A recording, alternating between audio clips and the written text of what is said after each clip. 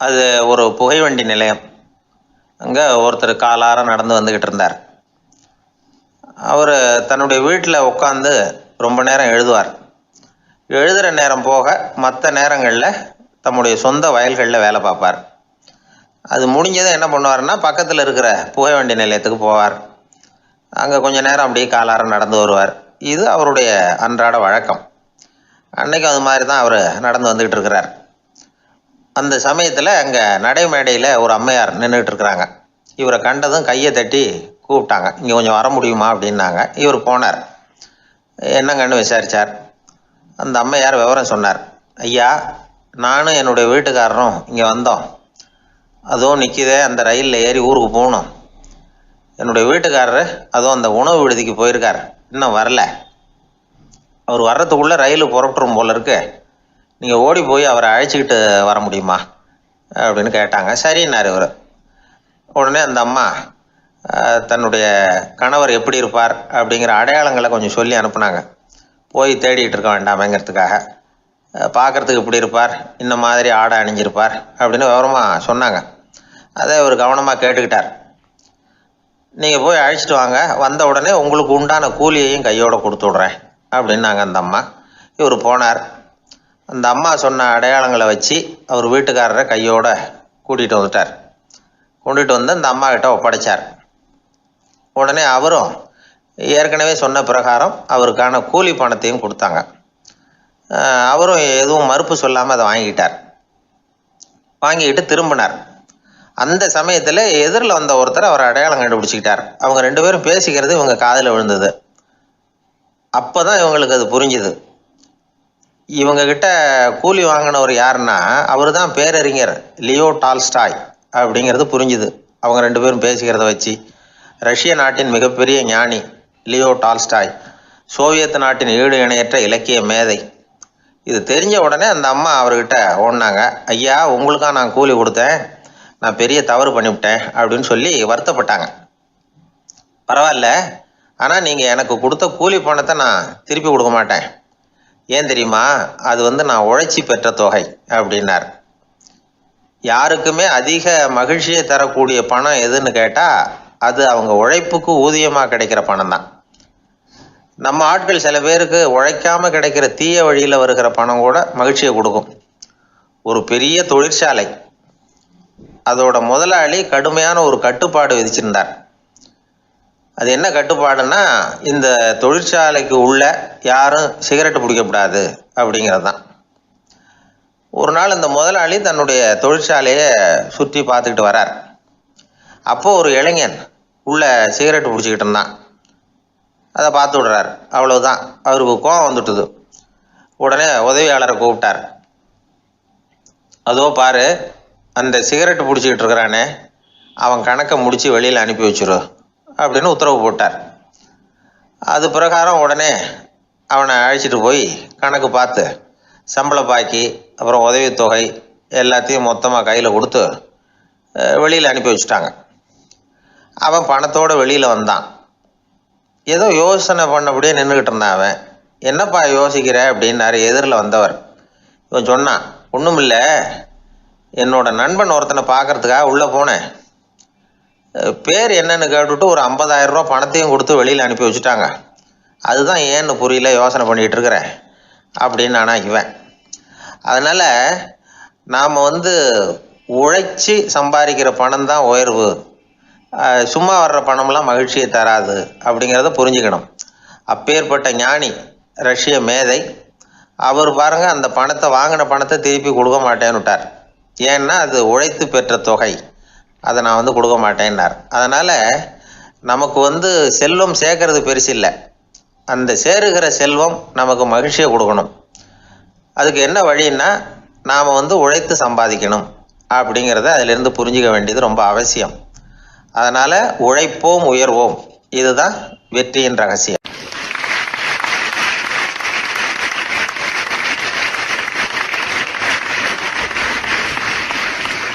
அந்த காலத்துல எல்லாம் படிக்கிறதுங்கிறது எப்படி தெரியுமா? குருகுல வாசம் செஞ்சு படிக்கணும். ஆசிரியருங்கிறவர் ஆசிரமத்தில் இருப்பார். அங்கே போய் அவருக்கு தொண்டுகள் செய்யணும், துணிகள்லாம் துவைச்சி போடணும், தூங்கும்போது காலை பிடிச்சி விடணும். புழுக்கமாக இருந்தால் விசிறி மட்டை எடுத்து விசிறணும். அப்படியே அப்பப்போ அவர் சொல்லிக் கொடுக்குற பாடத்தையும் கற்றுக்கணும். அவர் சொல்லிக் கொடுக்குற பாடங்களை ஓலைச்சுவடிகளில் எழுதிக்கணும். இதுதான் குருகுல வாசம்ங்கிறது. இப்போ மாதிரிலாம் கிடையாது. ஆக குருகுல வாசம்ங்கிறது மனசையும் பண்படுத்தும், அறிவையும் பண்படுத்தும். அப்படி ஒரு பயிற்சி அது. அந்த காலத்தில் பஞ்சபாண்டவர்கள் ஒரு குருகுலத்தில் படிக்க போனாங்களாம். ஏற்கனவே அங்கே ஒரு 15 பேர் இருந்திருக்கிறாங்க. இவங்களையும் சேர்த்து மொத்தம் 20 பேர். எல்லாரும் ரொம்ப ஆர்வத்தோடு அங்கே தங்கி படிச்சுக்கிட்டு இருக்கிறாங்க. 2 வருஷம் ஓடி போச்சு. எல்லாரும் ஊருக்கு திரும்ப வேண்டிய நேரம். ஆசிரியர் ஒவ்வொருத்தராக கூப்பிட்டார். இது வரைக்கும் என்ன கற்றுக்கிட்ட அப்படின்னு கேட்டார். அவங்க தாங்கள் எழுதி வச்சுருந்ததை சொன்னாங்க, கற்றுக்கிட்டதை சொன்னாங்க. அங்கே படிக்க வந்தவங்க எல்லாருமே புத்திசாலிகள். அது மட்டும் இல்லை, பல பேர் அரச குடும்பத்தை சேர்ந்தவங்க, இளவரசர்களாக வேற இருக்கிறவங்க. அதனால் அவங்கக்கிட்ட அபாரமான கல்வி அறிவை எதிர்பார்த்தார். ஒருத்தன் வந்தான், தான் எழுதி வச்சிருந்த சரித்திர பாடம் பூராவையும் படித்து காட்டினான். இன்னொருத்தன் வந்தான், தான் எழுதி வச்சிருந்த பூகோள பாடம் பூராவையும் படித்து காட்டினான். இப்படி ஒவ்வொருத்தராக வந்து அவங்க படித்தது என்னங்கிறத படித்து காட்டிவிட்டு போனாங்க. கடைசியாக தர்மர் வந்தார். பேசாமல் நிற்கிறார். தன் கையில் இருந்த ஓலைச்சுவடி கேட்டால் அவர் பிரிக்கவே இல்லை. ஆசிரியர் இவர்கிட்ட தான் அதிகமாக எதிர்பார்த்தார். ஆனால் இவரும் பேசாமல் நின்றுட்டு இருக்கிறார். நீ என்ன கற்றுக்கிட்ட சொல்லு, ஓலைச்சுவடியை பிரித்து படினார் அந்த முனிவர். தர்மர் அசையவே இல்லை. மெதுவாக சொன்னார், ஐயா, நான் கற்றுக்கிட்டது ஒன்று தான். அதுதான் வாழ்க்கையில் எனக்கு ரொம்ப முக்கியமான பாடமாக அமையும் அப்படின்னார். என்னது, என்கிட்ட 2 வருஷ காலமாக படித்து விட்டு கடைசியில் கற்றுக்கிட்டது ஒன்று தானா அப்படின்னார் முனிவர். அவருக்கு ஒன்றும் புரியல. மற்ற மாணவர்களை விட இவர் பண்புகளில் உயர்ந்தவர், அறிவில் சிறந்தவர், வயசில் முதிர்ந்தவர். இவரே இப்படி சொன்னால் மற்றவங்க நிலைமை என்னத்துக்கு ஆறுது? அவங்க ரொம்பவும் கெட்டு போயிடுவாங்களே அப்படின்னு அவர் யோசனை பண்ணார். தர்மா, நல்லா யோசனை பண்ணி பதில் சொல்லு. 2 வருஷமாக நீ வந்து கற்றுக்கிட்டது என்ன அப்படின்னு தானே நான் கேட்குறேன். அதை கொஞ்சம் யோசனை பண்ணி சொல்லுன்னார் முனிவர் கொஞ்சம் கோபமாக. தர்மர் முகத்தில் எந்த மாறுதலுமே இல்லை. இல்லையா, 2 வருஷமாக நான் கற்றுக்கிட்ட முக்கியமான பாடம் ஒன்று தான்னார். இப்போ அந்த முனிவருக்கு கோபம் அதிகமாக வந்துடுச்சு. ஏன்பா, உனக்கு வெக்கமா இல்லையா? உன்னை விட வயசில் குறைஞ்சவங்க எவ்வளவு பாடம் கற்றுக்கிட்டு இருக்கிறாங்க, எவ்வளவு விரிவாக அவங்க படித்து காட்டினாங்க. நீயும் கூட நிறைய குறித்து வச்சிருக்கிற போல இருக்கு, அதை ஏன் பிரித்து படிக்கக்கூடாது அப்படின்னார். ஐயா, நான் சொல்கிறது உங்களுக்கு ஏமாற்றமாக இருந்தால் என்னை மன்னிக்கணும். நான் ரொம்ப முக்கியமாக கற்றுக்கிட்டு இருக்கிறது ஒன்று தான், மற்ற எதையும் சொல்கிறதுக்கு விரும்பலைன்னார். மாணவர்கள்லாம் சிரிச்சுட்டாங்க. முனிவருக்கு கோபம் அளவுக்கு மீறி வந்துட்டு ஓங்கி அரைஞ்சு விட்டார் தர்மரை அவர் கன்னத்தில். தர்மர் கண்ணை செவந்து போட்டுது, கண்கள் கலங்கி போச்சு. ஆனாலும் அவர் அமைதியை இழக்கலை, தலை குனிஞ்சு நிற்கிறார். இவருடைய புடிவாதம் முனிவருக்கு இன்னும் ஆத்திரத்தை உண்டாக்கி விட்டது. இன்னொரு கண்ணத்திலே அரைஞ்சார். எல்லாரும் பயந்து போய் அமைதியாக நின்றுட்டு இருக்கிறாங்க. முனிவர் கத்துறார், அப்படி நீ கற்றுக்கிட்ட அந்த முக்கியமான பாடம் தான் என்ன, அதையாவது சொல்லு அப்படின்னார். ஐயா, அதை மட்டும் ஒரு ஓலைச்சுவடியில் தனியாக குறித்து வச்சிருக்கிறேன், இந்தாங்க, இதை நீங்களே படித்து பாருங்கன்னார். தர்மர் ஓலைச்சுவடியை நீட்டினார். முனிவர் அதை வாங்கி பிரித்தார், சத்தம் போட்டு படித்தார். என்ன எழுதியிருக்காருன்னா, எப்படிப்பட்ட சோதனை ஏற்பட்டாலும் நிதானம் இழந்து கோபத்துக்கு ஆளாகக்கூடாது அப்படின்னு. இதுதான் அந்த ஓலைச்சுவடியில் அவர் எழுதி வச்சிருந்தது. அந்த ஒரு கணத்திலேயே முனிவரும் எல்லா மாணவர்களும் தர்மரை புரிஞ்சுக்கிட்டாங்களாம். அவர் கற்றுக்கிட்டது ஏட்டு சுரக்காய் இல்லை, வாழ்க்கையில் பயன்படக்கூடிய முக்கியமான அனுபவ பாடம். முனிவர் கண்களில் கண்ணீர். தர்மரை அன்போடு கட்டி தழுவிக்கிட்டார். அப்புறம் சொன்னார், தர்மா, என்னை மன்னிச்சுரு, நீ மாணவன் இல்லை, ஆசிரியன். நான் இது வரைக்கும் தெரிஞ்சிக்காத அனுபவ பாடத்தை நீ இப்போ எனக்கு கற்றுக் கொடுத்துட்ட அப்படின்னு சொன்னாராம். அதனால் நிதானம் தவறக்கூடாதுங்கிறது ரொம்ப முக்கியமான ஒரு செய்தி. ஒரு ஆசிரியர் மாணவனை ஒரு கன்னத்தில் ஓங்கி அரைஞ்சுட்டார். இவன் நிதானம் தவறல, அமைதியாக நின்றுக்கிட்டு இருந்தான். அவர் ஒரு தடவை அரைஞ்சதும் எப்படி உன்னால் நிதானம் தவறாமல் இருக்க முடிஞ்சுது அப்படின்னு கேட்டாங்க நண்பர்கள். அவன் சொன்னான், நான் நிதானம் தவறி இருந்தா எங்கள் வாத்தியார் இன்னொரு கன்னத்துலேயும் அரைஞ்சிருப்பார், அது அதை விட பலமாக இருக்கும், அதனால தான் நான் அப்படி இருந்தேன் அப்படின்னு நானா. ஆக நாம் தெரிந்து கொள்ள வேண்டியது, வாழ்க்கையில் நிதானம் தவறாமல் இருக்க வேண்டும். அதுதான் வெற்றியின் ரகசியம்.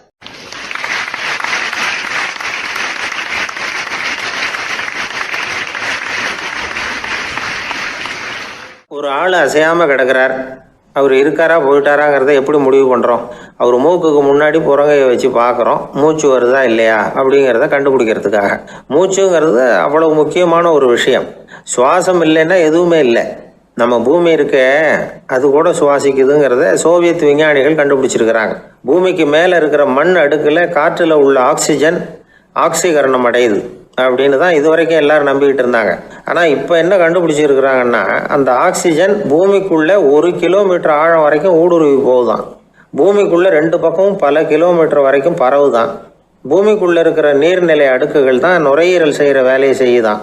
நம்ம உடம்புல நுரையீரல் இல்லைன்னா ஒன்றும் நடக்காது. ஒரு மரத்தை தலைகீழாக தொங்க போட்டால் எப்படி இருக்கும் அப்படி யோசிச்சு பாருங்கள். அப்படி தான் இதுவும் நுரையீரலும் அப்படி தான் இருக்கும். வலது பக்கம் ஒன்று, இடது பக்கம் ஒன்று. வலது பக்கம் நுரையீரல் கொஞ்சம் பெருசாக இருக்கும். நுட்பமான நரம்பு குழாய்கள் அதில் இருக்கும். கோடிக்கணக்கான நுண்ணிய குழாய்களை வச்சுக்கிட்டு தான் அது வேலை செய்யுது. 25 கோடி குழாய்கள் இருக்கும்.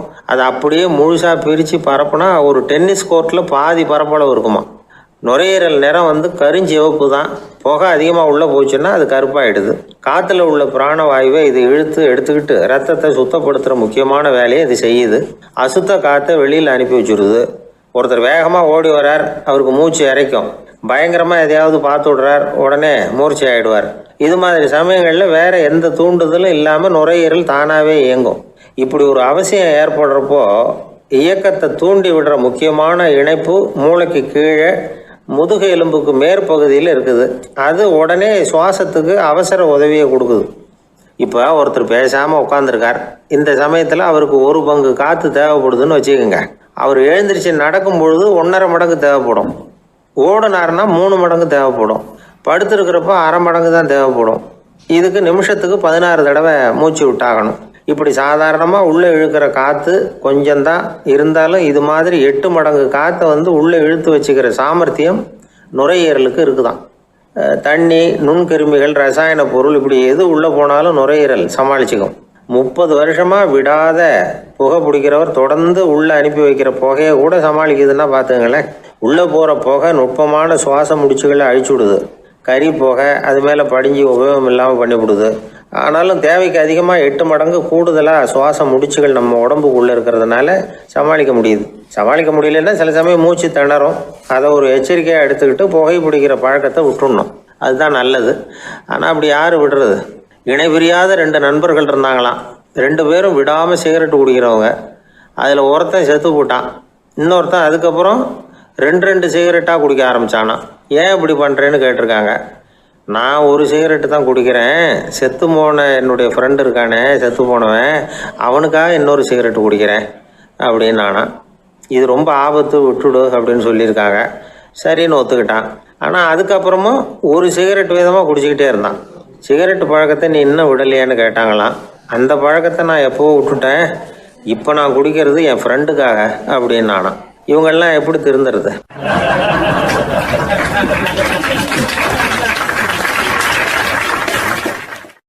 அந்த ஆளை கண்டா ஏன் இப்படி முகத்தை திருப்பிக்கிட்டு வர்றீங்க அப்படின்னு கேட்டார் ஒருத்தர் நண்பர்கிட்ட. எலெக்ஷனில் அவன் எதிர்த்து நின்னவன் சார், என்ன அவங்ககிட்ட நமக்கு என்ன பேச்சுவார்த்தை அப்படின்னாரான் ரொம்ப கோபமாக இவர். சரி, அந்த ஆள் யாருன்னு கேட்டேன். என் கூட பிறந்த தம்பி தான் சார் அப்படின்னார் அந்த கோபம் குறையாமல். அதாவது நம்ம ஊர் நிலவரம் இப்படி. அதாவது அண்ணனும் தம்பியும் எதிர்த்து நிற்பாங்க தேர்தலில். ஒருத்தர் கண்டா பேசிக்கிறது இல்லை. ஆனால் இங்கிலாந்தில் எப்படி தெரியுமா? அங்கே ஒரே மேடையில் போட்டி போடுற 2 வேட்பாளர்களும் பேசுவாங்களாம், பட்டிமன்றம் மாதிரி. ஒருத்தர் முதல்ல எழுந்திருப்பார், நான் இந்த தேர்தலில் வெற்றி பெற்றால் என்னென்ன செய்வேன் அப்படின்னு சொல்லிவிட்டு உட்காருவார். அதுக்கப்புறம் அடுத்தவர் எழுந்திருப்பார், அவர் சொல்லுவார், நான் வெற்றி பெற்றால் இந்த மக்களுக்கு என்னென்ன செய்வேன், இந்த நாட்டுக்கு என்னென்ன செய்வேன் அப்படிங்கிறத சொல்லிவிட்டு உட்காருவார். 2 பேரும் ஒரே மேடையில் பேசுவாங்க. மக்கள் 2 பேர் பேச்சையும் கேட்டுக்கிட்டு ஒரு முடிவுக்கு வருவாங்க. இதுதான் அங்கே உள்ள பழக்கம். இங்கே அப்படி இல்லை. இங்கே ஒருத்தர் பார்த்தா முகத்தை திருப்பிக்கிறது. ஒரு தடவை இது மாதிரி ஒரு கூட்டம் நடந்துகிட்டு இருக்கு அங்கே வெளிநாட்டில் தான். நேரத்துக்கு சரியாக ஒரு வேட்பாளர் சேரல. இது இங்கிலாந்தில் நடந்த நிகழ்ச்சி. அப்புறம் என்னாச்சுன்னா, ஒருத்தர் வந்துட்டாரு, இன்னொருத்தர் சேரல. அப்புறம் உடனே அந்த ஒருத்தர் வந்தவர் பேச ஆரம்பிச்சிட்டார். அதாவது அந்த இன்னொருத்தர் சார்பாகவே பேசிட்டாராம். அதாவது அவர் வரல, நான் அவர் சார்பாக நான் பேசிடுறேன்.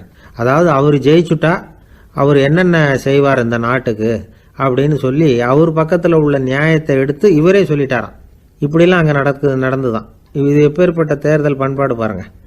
அதனால் இன்னொரு விஷயம், இப்போ இங்கிலாந்துலாம் ஓட்டு கேட்குறப்ப வெற்றியா தோல்வியாங்கிறத ஓரளவுக்கு யூகிச்சு விடலாமா. இப்போ ஒரு வேட்பாளர் ஒரு வீட்டுக்கு முன்னாடி போய் நின்று எனக்கு ஓட்டு போடுங்கன்னு கேட்குறாருன்னு வச்சுங்களேன், அதுக்கு என்ன பார்த்து செய்கிறோம், போயிட்டு வாங்க அப்படின்னு சில வீடுகளில் வாசலில் நின்னே சொல்லி அனுப்பிச்சிருவாங்களாம். வேறு சில வீடுகளில் எப்படின்னா வேட்பாளரை வீட்டுக்குள்ளே கூப்பிட்டு காபி சாப்பிட சொல்லி உபசரித்து அதுக்கப்புறம் அனுப்பி வைக்கிறது வழக்கமாக. இதில் எந்த வீட்டு ஓட்டு நிச்சயம் தெரியுமா? வாசலில் நின்னே வழி அனுப்பி வச்சுட்றாங்க பாருங்கள், அவங்க ஓட்டு நிச்சயம். உள்ளே கூப்பிட்டு காப்பி கொடுத்து அனுப்புகிறாங்க பாருங்கள், அவங்க ஓட்டு நிச்சயம் இல்லையா? சரி, அப்புறம் ஏன் அந்த உபசரிப்பு அப்படின்னு கேட்டால் அதுக்கு ஒரு காரணத்தை சொல்கிறாங்க. அதாவது அது ஒரு அனுதாபத்தை தெரிவிக்கிற முறையா. ஐயோ பாவம், நாம் இவருக்கு ஓட்டு தான் போட போகிறதில்ல, இதையாவது செய்வோம், காப்பியாவது சாப்பிட்டு போகட்டும் அப்படிங்கிற எண்ணமா. இப்படி அந்த ஒரு பழக்கம். ஆக அந்த ஊரில் நிறைய காப்பி சாப்பிட்ணும்னு ஒருத்தர் ஆசைப்பட்டால் தேர்தலில் தோற்று போகிறதுக்கு தயாராக இருக்கணும். ஒரு சமயம் ஒரு ஊரில் தேர்தல் நடந்துதான். ஒரு தொகுதியில் நின்று தோற்று போன ஒருத்தர் கையில் ஒரு துப்பாக்கியோட ஊருக்குள்ளே சுற்றிக்கிட்டு இருந்தாராம். ஒரு போலீஸ்காரர் அவரை பார்த்துட்டு சந்தேகப்பட்டிருக்கார். அதனால் அவரை தடுத்து நிறுத்தி என்ன இது துப்பாக்கியோட சுற்றுறீங்களேன்னு விசாரிச்சிருக்கார். இதுக்கு அவர் சொன்னாராம், சார் இந்த தொகுதியில் மொத்தம் 1,00,000 வாக்காளர்கள், அதில் எனக்கு 10,000 பேர் மட்டும்தான் எனக்கு ஓட்டு போட்டிருக்கிறாங்க. அப்படின்னா எனக்கு வேண்டாதவங்க இந்த தொகுதியில் 90,000 பேர் இருக்கிறாங்கன்னு அர்த்தம். இப்படி ஒரு சூழ்நிலையில் நான் என்னுடைய பாதுகாப்புக்கு ஆயுதம் இல்லாமல் நடமாடலாமா அப்படின்னு கேட்டாராம். எவ்வளவு எச்சரிக்கை பாருங்க. நம்ம ஊரில் சில பேர் ஓட்டு கேட்குற விதமே தனி. ஒருத்தர் ரொம்ப சாமர்த்தியமாக ஓட்டு கேட்பாராம். அவர் எப்படின்னா, ஒரு வீட்டுக்கு போகிறாருன்னு வச்சுங்களேன், அந்த நேரம் அந்த வீட்டுக்காரரு என்ன செஞ்சுக்கிட்டு இருக்கிறாரோ அதே வேலையை இவரும் கொஞ்ச நேரம் செய்வாராம், அவருக்கு ஒத்தாசையா. அதுக்கப்புறம் மெதுவாக பேச்சு கொடுப்பார், ஓட்டு கேட்பார், இது மாதிரி எலெக்ஷனில் நிற்கிறேன் கவனிக்கணும்னு. அது மாதிரி ஒரு தடவை அவர் போனப்போ அங்கே அவர் என்ன பண்ணிகிட்டு இருக்காரு, வீட்டுக்கு பின்னாடி மாட்டு கொட்டையில் பால் கறந்துக்கிட்டு இருக்கார் ஒரு பசுமாட்டுக்கிட்ட. அந்த வீட்டில் இவர் ஓட்டு கேட்க போனவர் இவர் ஓடி போய் இன்னொரு சொம்பை எடுத்துக்கிட்டு அதே மாட்டுக்கு இன்னொரு பக்கம் போய் உட்காந்துக்கிட்டு இவரும் பால் கறக்க ஆரம்பிச்சிட்டார். எதிர உட்காந்துட்டு இருக்காரு இவர் இந்த பக்கம் உட்காந்துருக்கார். கீழே கொஞ்சம் குனிஞ்சு பார்த்தா ஒருத்தர் முகத்தை ஒருத்தர் பார்க்கலாம். கொஞ்ச நேரம் ஆனதுக்கப்புறம் இவர் மெதுவாக அவர்கிட்ட பேச்சு கொடுத்தாராம். இது மாதிரி நான் எலெக்ஷனில் நிற்கிறேன், நீங்கள் ஓட்டு போடணும், அதுக்காக தான் வந்தேன்னாராம். அது முடியாதுங்களேன்னாராம் அவர். ஏன்னு கேட்டிருக்கார். நான் இந்த வீட்டுக்காரன் இல்லை, நானும் உன்ன மாதிரி ஓட்டு கேட்க வந்தவன் தான் அப்படின்னாராம் அவர்.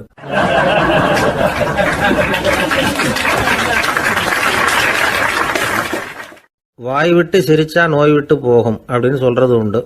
அது என்ன வெறும் அலங்காரத்துக்காக சொன்ன வார்த்தையா, இல்லை அர்த்தத்தோட சொன்ன வார்த்தையா அப்படின்னு யோசிச்சா அதில் நிஜமாவே அர்த்தம் இருக்குதுன்னு தான் தெரியுது. ஆதாரபூர்வமாக அதுக்கு சில நிரூபணங்களும் இருக்குது. நார்மன் கசின்ஸ் அப்படின்னு ஒருத்தர் இருந்தார். அவர் ஒரு அமெரிக்க பத்திரிகை ஆசிரியர். அவருக்கு ஏதோ ஒரு விதமான அழற்சி நோய், இன்ஃப்ளமேஷன் டிசீஸ். அது டாக்டர்கள்லாம் அதுக்கு என்ன விதமான வைத்தியமும் கிடையாது அப்படின்னு சொல்லி பல இதெல்லாம் பார்த்துட்டு கடைசியாக சொல்லிவிட்டாங்க, அதுக்கு வைத்தியமே இல்லைன்ட்டாங்க. டாக்டர்கள் தான் சொல்லிவிட்டாங்களே, அதனால் இது இப்படியே இருந்துட்டு போகட்டும் அப்படின்னு விட்டுற வேண்டியது தானே. ஆனால் அவர் அப்படி நினைக்கல. உடனே அவர் என்ன பண்ணார்னா, ஆஸ்பத்திரி ரூமை காலி பண்ணார், ஹோட்டலில் போய் ஒரு ரூம் எடுத்துக்கிட்டார். அங்கே போனார். தினமும் அவருக்கு பிடிச்ச தமாஷான படங்களை எல்லாம் டிவியில் போட்டு பார்த்துக்கிட்டு இருந்தார். சிரிப்பு வரக்கூடிய புத்தகங்களை எல்லாம் படித்தார். கொஞ்ச நாள் ஆச்சு, அவருக்கு இருந்த தொந்தரவு குணமாக ஆரம்பிச்சிட்டுது. இதை கேள்விப்பட்ட உடனே பழைய டாக்டர்கள்லாம் ஓடி வந்தாங்க. ஓடி வந்து பார்க்குறாங்க, அவர் உடம்பை சோதனை பண்ணி பார்க்குறாங்க. பார்த்தா அவர் உடம்பு குணமாகறதுக்கு உதவியாக இருந்தது சிரிப்பு தான் அப்படிங்கிறத விஞ்ஞானபூர்வமாக அவங்க ஒத்துக்கிட்டாங்களாம். இருந்தாலும் சிரிப்பு எந்த முறையில் எந்த விதத்தில் உதவி பண்ணுது அப்படிங்கிறத இன்னமும் சரியாக புரிஞ்சிக்க முடியல. ஆனாலும் ஒரு சில விஷயங்கள் மட்டும் புரியுது. அது என்னன்னா, சிரிப்பு சுவாசத்தை மேம்படுத்துது, ரத்த அழுத்தத்தை குறைக்குது, உடம்பு குணமாகறதுக்கே உரிய சில ஹார்மோன்கள் அதிகமாக உருவாகி வர்றதுக்கு வழி செய்யுது. இந்த அளவுக்கு தான் சிரிப்போட செயல்பாட்டை நாம் புரிஞ்சிக்க முடியுது. இருந்தாலும் இதை பற்றி கண்டுபிடிக்க வேண்டியது இன்னமும் ஏராளமாக இருக்குது. அதையெல்லாம் விவரமாக கண்டுபிடிக்கிற வரைக்கும் நாம் காத்துக்கிட்டு இருக்க வேண்டியதில்லை. இப்போவே தாராளமாக சிரிக்கலாம். அதில் என்னத்துக்கு சிக்கணும், காசா பணமா? சிரிப்புன்னா ஹாஹான்னு சத்தம் போட்டு சிரிச்சாதான் உடம்புக்கு நல்லதுன்னு இல்லை. லேசான புன்னகை கூட உடம்புக்கு நல்லது செய்யுமா. லேசாக புன்னகை பூத்தா அந்த சமயத்தில் நாம் எப்படி ஆகுது, நம்ம உடம்பு பூரா அமைதி அடையுதான். இதையும் ஆதாரபூர்வமாக கண்டுபிடிச்சி தான் சொல்கிறாங்க. எப்போவாவது மனசு சங்கடமாக இருக்கிறப்போ கொஞ்சம் முயற்சி பண்ணி முகத்தில் புன்னகையை கொண்டுகிட்டு வந்து பாருங்கள். அதோட சுகம் உங்களுக்கு அனுபவித்து பார்த்தா தான் தெரியும். கண்ணும் உதடும் மலரும் பொழுது இருக்கிற ஆனந்தமே ஆனந்தம் அப்படிங்கிறாங்க அனுபவித்து பார்த்தவங்க. வாழ்க்கையில் நாம் தமாஷா இருக்கணும்னா அதுக்கு சில வழிகளையும் அவங்க சொல்லி வச்சிருக்கிறாங்க. முதல்ல நீங்கள் உற்சாகமாக இருக்கிறவங்க கூடவே அதிகமாக பழகணும், அவங்க கூடவே அதிக நேரம் இருக்கிறது மாதிரி பார்த்துக்கணும். அழுது வடிகிறவங்ககிட்டயே இருக்கக்கூடாது, அவங்கள அவாய்டு பண்ணுங்க, அவங்கள விட்டு விலகி வந்துடுங்க. உங்கள் முன்னாடி இருக்கிறவர் எப்பவும் மூஞ்சியை தொங்க போட்டுக்கிட்டே இருக்கிறவராக இருந்தால் கொஞ்ச நாளில் உங்கள் முகமும் அப்படியே ஆகிடுமா, ஜாக்கிரதையாக இருக்கணுமா. ரெண்டாவது, எடுத்ததுக்கெல்லாம் சீரியஸ் ஆகிடக்கூடாது, எதையும் நிதானமாக யோசிக்கணும். அடுத்தவங்க நம்மளை மதிக்கணுங்கிறதுக்காக நாம் பகட்டாக நடந்துக்கிறதுக்கு ஆசைப்படக்கூடாது. உங்களுக்கு பிடிச்ச தமாஷான வீடியோ படங்கள், புத்தகங்கள் இதையெல்லாம் லிஸ்ட்டு போட்டுக்கிட்டு முடிஞ்ச அளவுக்கு வாங்கி சேர்த்து வீட்டுக்குள்ளேயே ஒரு லைப்ரரி உண்டாக்கிக்கலாம். ஒரு பெரிய பிஸ்னஸ்மேன், ரொம்ப வெற்றிகரமாக பிஸ்னஸ் பண்ணுறவராம். அவர் எப்படின்னா அடிக்கடி ரயிலில் பிரயாணம் பண்ணுறப்போ நியூஸ் பேப்பரை வச்சுக்கிட்டு ரொம்ப சுவாரஸ்யமாக படிச்சுக்கிட்டே போகிறான். நியூஸ் பேப்பரில் அப்படி என்ன சுவாரஸ்யமான விஷயம் அப்படின்னு எட்டி பார்த்தா அதுக்குள்ளே ஒரு காமிக் புஸ்தகத்தை வச்சுக்கிட்டு படிச்சுக்கிட்டு இருப்பாராம். என்னங்க அப்படின்னு கேட்டால், என் மனசு லேசாக இருக்கிறதுக்கு இது ரொம்ப உதவியாக இருக்குது அப்படின்பாரான். அது ஒரு பக்கம் இருக்கட்டும். சிரிப்புன்னா எல்லா விதமான தமாஷும் உடம்புக்கு நல்லதுன்னு நினச்சிடக்கூடாதான். ஜேம்ஸ் கரோல் அப்படிங்கிற அமெரிக்க உளவியல் நிபுணர் என்ன சொல்கிறார் தெரியுமா? அடுத்தவங்களை குறை சொல்கிறது, கேலி பண்ணுறது, நையாண்டி பண்ணுறது, இது மாதிரியான நகைச்சுவையெல்லாம் நல்லது செய்கிறது இல்லைங்கிறார் அவர். அடுத்தவங்களை தொந்தரவு பண்ணாத ஜோக்குகள் தான் எப்பவும் நல்லது. யாராவது ஜோக்கு சொன்னால் தாராளமாக சிரிக்கணும். ஒருத்தர் வந்தார், இன்னொருத்தரை கூட அழைச்சிக்கிட்டு என்கிட்ட காட்டினார். அவர் தன்னுடைய முகத்தை ரொம்ப சீரியஸாக வச்சுக்கிட்டு இருந்தார். என்னங்க விஷயம் அப்படின்னு விசாரித்தோம். வந்தவர் எங்களை பார்த்து சொன்னார், சார், இவர் கூட ஒரு பெரிய ப்ராப்ளம்னார். என்னன்னு, ஏதாவது ஒரு ஜோக்கு சொன்னால் உடனே சத்தம் போட்டு சிரிக்க ஆரம்பிச்சுடுறார் சார் அப்படின்னார். ஜோக்கை கேட்டுவிட்டு சிரிக்க ஆரம்பித்தா அது ப்ராப்ளம் இல்லையே அப்படின்னு சொன்னோம். சிரிக்க ஆரம்பிக்கிறது ப்ராப்ளம் இல்லை சார், ஆனால் அப்படி ஆரம்பிக்கிற சிரிப்பை அதுக்கப்புறம் நிறுத்தவே மாட்டேங்கிறார். நாள் கணக்கில் அது பாட்டுக்கு போயிட்டு இருக்கு, அதுதான் ப்ராப்ளம் அப்படின்னார் அவர்.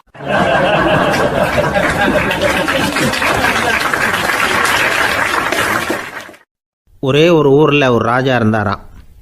அவர் நிறைய சம்பாதிக்கணும்னு திட்டம் போட்டார். தனக்காக சம்பாதிக்கணும்னு நினைக்கல, தன்னுடைய நாட்டுக்காக சம்பாதிக்கணும் அப்படின்னு நினைச்சார். அரசாங்க கருவூலத்தில் கையிருப்பு குறைச்சலாக இருந்தது. மக்கள்கிட்ட வரி விதிச்சாகணும், வேற வழி இல்லை. ஆனாலும் அந்த ராஜா மக்கள் கஷ்டப்படக்கூடாது அப்படின்னு நினைக்கிறவர். மக்கள் வரியையும் கட்டணும், அதே நேரத்தில் அவங்க சிரமப்படவும் கூடாது. இதுக்கு தகுந்த மாதிரி ஒரு திட்டம் போட்டார். அது பிரகாரம் என்ன பண்ணார்னா, அந்த நாட்டில் ஒரு 3 பெரிய குளங்களை தோண்டினார். அது நிறைய தண்ணீரை நிரப்புனார். அதுக்கப்புறம் எங்கேயோ தேடி பிடிச்சி 3 விதமான மீன்களை கொண்டுகிட்டு வந்தார். அந்த 3 குளங்கள்லையும் விட்டார். அதை ஒவ்வொரு குளத்துலேயும் ஒவ்வொரு விதமான மீன்கள். அந்த மீன்களுக்கு அபூர்வமான ஒரு சக்தி உண்டு. அது எப்படின்னா, அந்த குளத்தில் குளிக்க வர்றவங்களுக்கு அந்த மீன்கள் கடிக்கும் பொழுது வலி ஏற்படுறதில்ல. அதுக்கு பதிலாக மகிழ்ச்சி நிறைந்த ஒரு இனிமையான உணர்வை அவங்க அனுபவிச்சாங்க. அது எப்படின்னா, இந்த முதல் குளத்தில் இருந்த மீன்களால் கடிக்கப்படும் பொழுது ஒரு விதமான இன்ப மயக்கத்தில் திளைச்சிருக்கிறது மாதிரி உணர்வு. இந்த 2வது குளம் இருக்க, அதில் இருக்கிற மீன் கடிச்சதுன்னு வைங்க, மக்களுக்கு எப்படி இருக்கும்னா, கால்களே தரையில் படாமல் அப்படியே ஆகாயத்தில் மிதக்கிறது மாதிரி ஒரு உணர்வு, அதை அனுபவிக்கிறாங்க. 3வது குளத்தில் இருக்கிற மீன் கடிச்சதுன்னா அவங்கெல்லாம் அப்படியே கோடீஸ்வரராக மாறிட்டதாக ஒரு உணர்வு, அதை அவங்களால அனுபவிக்க முடியுது. இப்படி ஒரு அபூர்வமான மீன் அது, அந்த 3 வகை. இப்படி இருந்தால் மக்கள் அந்த குளங்களில் குளிக்கிறதுக்கு ஆசைப்படாமல் இருப்பாங்களா? அதனால் கூட்டம் கூட்டமாக அலமோத ஆரம்பிச்சிட்டாங்க. ஒவ்வொரு குளத்தின் கரையிலேயும் கியூ வரிசையில் நிற்க ஆரம்பிச்சிட்டாங்க. அந்த நாட்டு மன்னர் என்ன பண்ணார்னா, ஒவ்வொரு குளத்தங்கரையிலையும் ஒரு ராஜாங்க அதிகாரியை உட்கார வச்சார். டிக்கெட்டை அடித்து கொடுத்தார். குளிக்க வர்றவங்க கிட்ட ஒரு குறிப்பிட்ட தொகையை கட்டணமாக வசூலிக்க ஆரம்பித்தார். அவ்வளவுதான், அரசாங்க கருவூலம் நிரம்ப ஆரம்பிச்சுட்டுது. ராஜாங்கத்துக்கு தேவையான பணம் கிடைச்சிட்டுது. இது ஒரு கதை. இதை பற்றி என்ன நினைக்கிறீங்க? அதாவது மக்களுக்கு சுமை தெரியாமலே வரி வசூல் பண்ணுறது நல்லது தானே அப்படின்னு நினைப்பீங்க. ஆனால் இன்றைக்கும் உலகத்தில் பல அரசாங்கங்கள் இதே மாதிரி 3 குளங்களை வெட்டி வச்சிருக்குது. மக்களும் அதில் குளிச்சுக்கிட்டு தான் இருக்கிறாங்க. அது எப்படிங்கிறீங்களா? அந்த முதல் குளம் தான் சினிமா தியேட்டர். அதில் குளிக்கிறவங்க தான் ஒரு விதமான இன்ப மயக்கத்தில் திளைச்சிருக்கிறது மாதிரியான உணர்வை அனுபவிக்கிறவங்க. 2வது குளம் தான் சாராய கடை. இந்த குளத்தில் குளிக்கிறவங்க தான் கால்களே தரையில் படாமல் ஆகாயத்தில் மிதக்கிறது மாதிரி உணர்வை அனுபவிக்கிறவங்க. 3வது குளம் லாட்ரி டிக்கெட். இதில் குளிக்கிறவங்க தாங்கள் அப்படியே கோடீஸ்வரர்களாக மாறினது மாதிரி ஒரு உணர்வு, அதை அனுபவிக்கிறவங்க. இன்றைக்கி பல நாடுகள் இந்த குளங்களை பயன்படுத்திக்கிட்டு தான் வராங்க. ஒரு பூவில் வண்டு உட்காருது, அதில் இருக்கிற தேனை வண்டு எடுக்குது. இந்த சமயத்தில் அந்த பூவுக்கு வலிக்குமா? அதுக்கு வலிக்கிறது இல்லை. அந்த பூவோட மலர்ச்சியும் வளர்ச்சியும் குன்றி போகிறதும் கிடையாது. ஒரு ராஜா மக்கள்கிட்ட வரி வசூல் பண்ணும் பொழுது மக்களுக்கு சிரமமும் தெரியக்கூடாது, அதே நேரத்தை அதனால் அவங்க வாழ்க்கையும் கெட்டு போயிடக்கூடாது. அது மாதிரி வரி வசூல் பண்ணணுமா. இது காளிதாசனின் ரகுவம்சத்தில் காணப்படுகிற ஒரு கருத்து. ஒரு சின்ன குழந்தை தவறுதலாக ஒரு 25 காசு நாணயத்தை மூழ்கி விட்டுது. காசு வயத்துக்குள்ளே போயிட்டுது. அந்த குழந்தையோட தாய் உடனே குழந்தைய தூக்கிட்டு ஆஸ்பத்திரிக்கு புறப்பட்டாங்க. அப்போ அந்த பக்கமாக ஒருத்தர் வந்தார் தெருவில். என்ன விவரம்னு கேட்டார். இவங்க சொன்னாங்க, குழந்தை காசை முழுங்கிட்டுது, அதுதான் அவசரமாக ஆஸ்பத்திரிக்கு தூக்கிட்டு ஓடுறேன் அப்படின்னாங்க. அவர் சொன்னார், கவலைப்படாதம்மா, உடனே இப்படி கொடுங்க குழந்தைய அப்படின்னு கையில் வாங்கினார். ஒரு கையில் அந்த குழந்தையோட கால் 2ஐயும் பிடிச்சி தலைகீழாக தூக்கி பிடிச்சார். இன்னொரு கையால் அந்த குழந்தையோட வயத்தில் குறிப்பாக ஒரு இடத்துல அப்படியே தேடி அந்த சுட்டு விரலால் ஒரு இடத்துல பொட்டுன்னு தட்டினார். உடனே காசு அந்த குழந்தையோட வாய் வழியாக வெளியில் விழுந்துட்டுது. காசை எடுத்துக்கிட்டு இருந்தாங்கம்மா உங்கள் குழந்தை அப்படின்னார். ரொம்ப நன்றிங்க, நிச்சயமாக நீங்கள் ஒரு டாக்டராக தான் இருக்கணும், என்னுடைய யூகம் சரிதானே அப்படின்னாங்களாம் அந்த அம்மா. அதுக்கு அவர், இல்லைங்க, நான் ஒரு இன்கம் டேக்ஸ் ஆஃபீஸர், வருமான வரி அதிகாரி அப்படின்னு சொல்லிவிட்டு போனாராம்.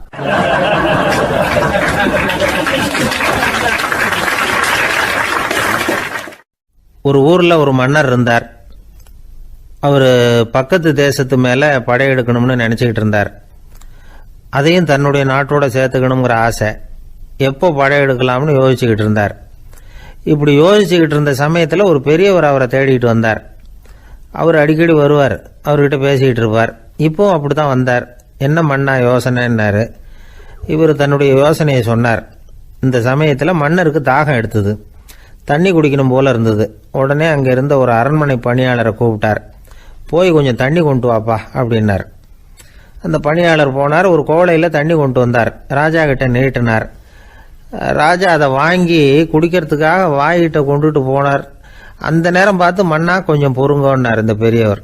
ஆவலோட குடிக்க போன மன்னர் அப்படியே நிறுத்திக்கிட்டு பெரியவரை பார்த்தார். இப்போ அந்த பெரியவர் சொன்னார், மன்னா, இப்போ உங்களை விட வலிமை உள்ள ஒரு சக்தி உங்களுக்கு தண்ணி கொடுக்க மறுத்துடுதுன்னு வைங்க, உங்களை குடிக்க விடாமல் தடுத்துடுது அப்படின்னா, இப்போ இந்த ஒரு கோவள தண்ணீரை என்ன விலை கொடுத்து வாங்குவீங்க அப்படின்னு கேட்டார். இப்போ எனக்கு இருக்கிற தாகத்துக்கு என்னுடைய அரசாங்கத்தில் பாதியையாவது கொடுத்து இந்த தண்ணியை வாங்கிறதுக்கு தயங்க மாட்டேன்னார் அவர். சரி, இப்போ அந்த தண்ணியை குடிங்கன்னார் பெரியவர். மன்னர் ஆவலோடு அந்த தண்ணியை குடித்து முடித்தார். அதுக்கப்புறம் கொஞ்ச நேரம் தன்னுடைய படையெடுப்பை பற்றி சொல்லிக்கிட்டு இருந்தார். கொஞ்ச நேரம் கழித்து மறுபடியும் இந்த பெரியவர் கேட்டார், மன்னா, இப்போ நீங்கள் ஒரு கோவள தண்ணீரை குடித்து முடிச்சுட்டீங்க. இப்போ அந்த தண்ணீர் உங்கள் உடம்பை விட்டு வெளியில் வரக்கூடிய பாதை அடைபட்டு போச்சு அப்படின்னு வச்சுங்க, அதை வெளியேற்றுவதற்காக நீங்கள் எவ்வளவு செலவழிப்பீங்க அப்படின்னு கேட்டார். மன்னர் யோசனை பண்ணார். அப்படி ஒரு நிலைமை ஏற்பட்டு போச்சுன்னா என்னுடைய அரசாங்கம் பூராவையும் அதுக்கு ஈடாக தர்றதுக்கு கூட தயங்க மாட்டேன்னார். இப்போ அந்த பெரியவர் சொன்னார், எந்த அரசாங்கத்தின் மதிப்பு ஒரு கோவள தண்ணீர் அளவுக்கு கூட இல்லையோ அந்த அரசாங்கத்தை அடையணுங்கிற பேராசையில் மனிதர்கள் தங்களுடைய சகோதரர்கள் கூடவே சண்டை போட்டுக்கிறாங்களே, அதில் ஏதாவது அர்த்தம் இருக்குதா அப்படின்னாராம். மன்னருக்கு இப்போதான் அர்த்தம் புரிஞ்சுதான். மனசில் தெளிவு உண்டாச்சு. தன் மனசுக்குள்ளே உண்டான வெறியை விரட்டி அடிச்சு விட்டார். அதுக்கப்புறம் நிம்மதியாக ஆட்சி புரிஞ்சார். இப்படி ஒரு கதை. உயிருக்கு என்ன விலை கொஞ்சம் யோசனை பண்ணி பாருங்கள். ஆனால் அது இப்போ எவ்வளோ மலிவாக போயிட்டுது, அதையும் யோசனை பண்ணி பாருங்களேன். ஆசை பேராசையாக மாறுது, அப்புறம் அது வெறியாக ஆகுது, அதுக்கப்புறம் பைத்தியம் பிடிக்குது. இந்த காலத்து மனிதர்களுக்கு 2 விதமான பைத்தியம் பிடிச்சிருக்கிறதாக ஒரு பெரியவர் சொல்கிறார்.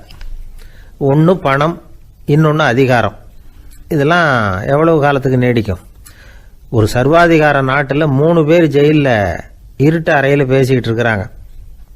நீ எப்படி இந்த ஜெயிலுக்கு வந்த அப்படின்னு ஒருத்தர் கேட்டாராம். இந்த நாட்டு ராஜாவை ஆதரித்து நான் பிரச்சாரம் பண்ணினேன், அதனால் கூட்டத்தில் தகராறு வந்துட்டுது, கலவரமாக போச்சு, அதுக்கு நான் தான் காரணம்னு அரெஸ்ட் பண்ணி இங்கே கொண்டாந்து போட்டாங்க அப்படின்னாராம் அவர். சரி, நீ எப்படி இங்கே வந்த அப்படின்னு இன்னொருத்தரை பார்த்து கேட்டிருக்கார். நான் இந்த நாட்டு ராஜாவை எதிர்த்து பிரச்சாரம் பண்ணேன், அதனால் கலவரம், அரெஸ்ட் பண்ணி கொண்டாந்து போட்டாங்கன்னார். சரிப்பா, நீ எப்படி அங்கே வந்த அப்படின்னு மூணாவது ஆளை பார்த்து இவங்க கேட்டாங்களாம். இதுக்கு அந்த ஆள் மெதுவாக வெளிச்சத்துக்கு வந்து நான் தான் இந்த நாட்டு ராஜா அப்படின்னாராம்.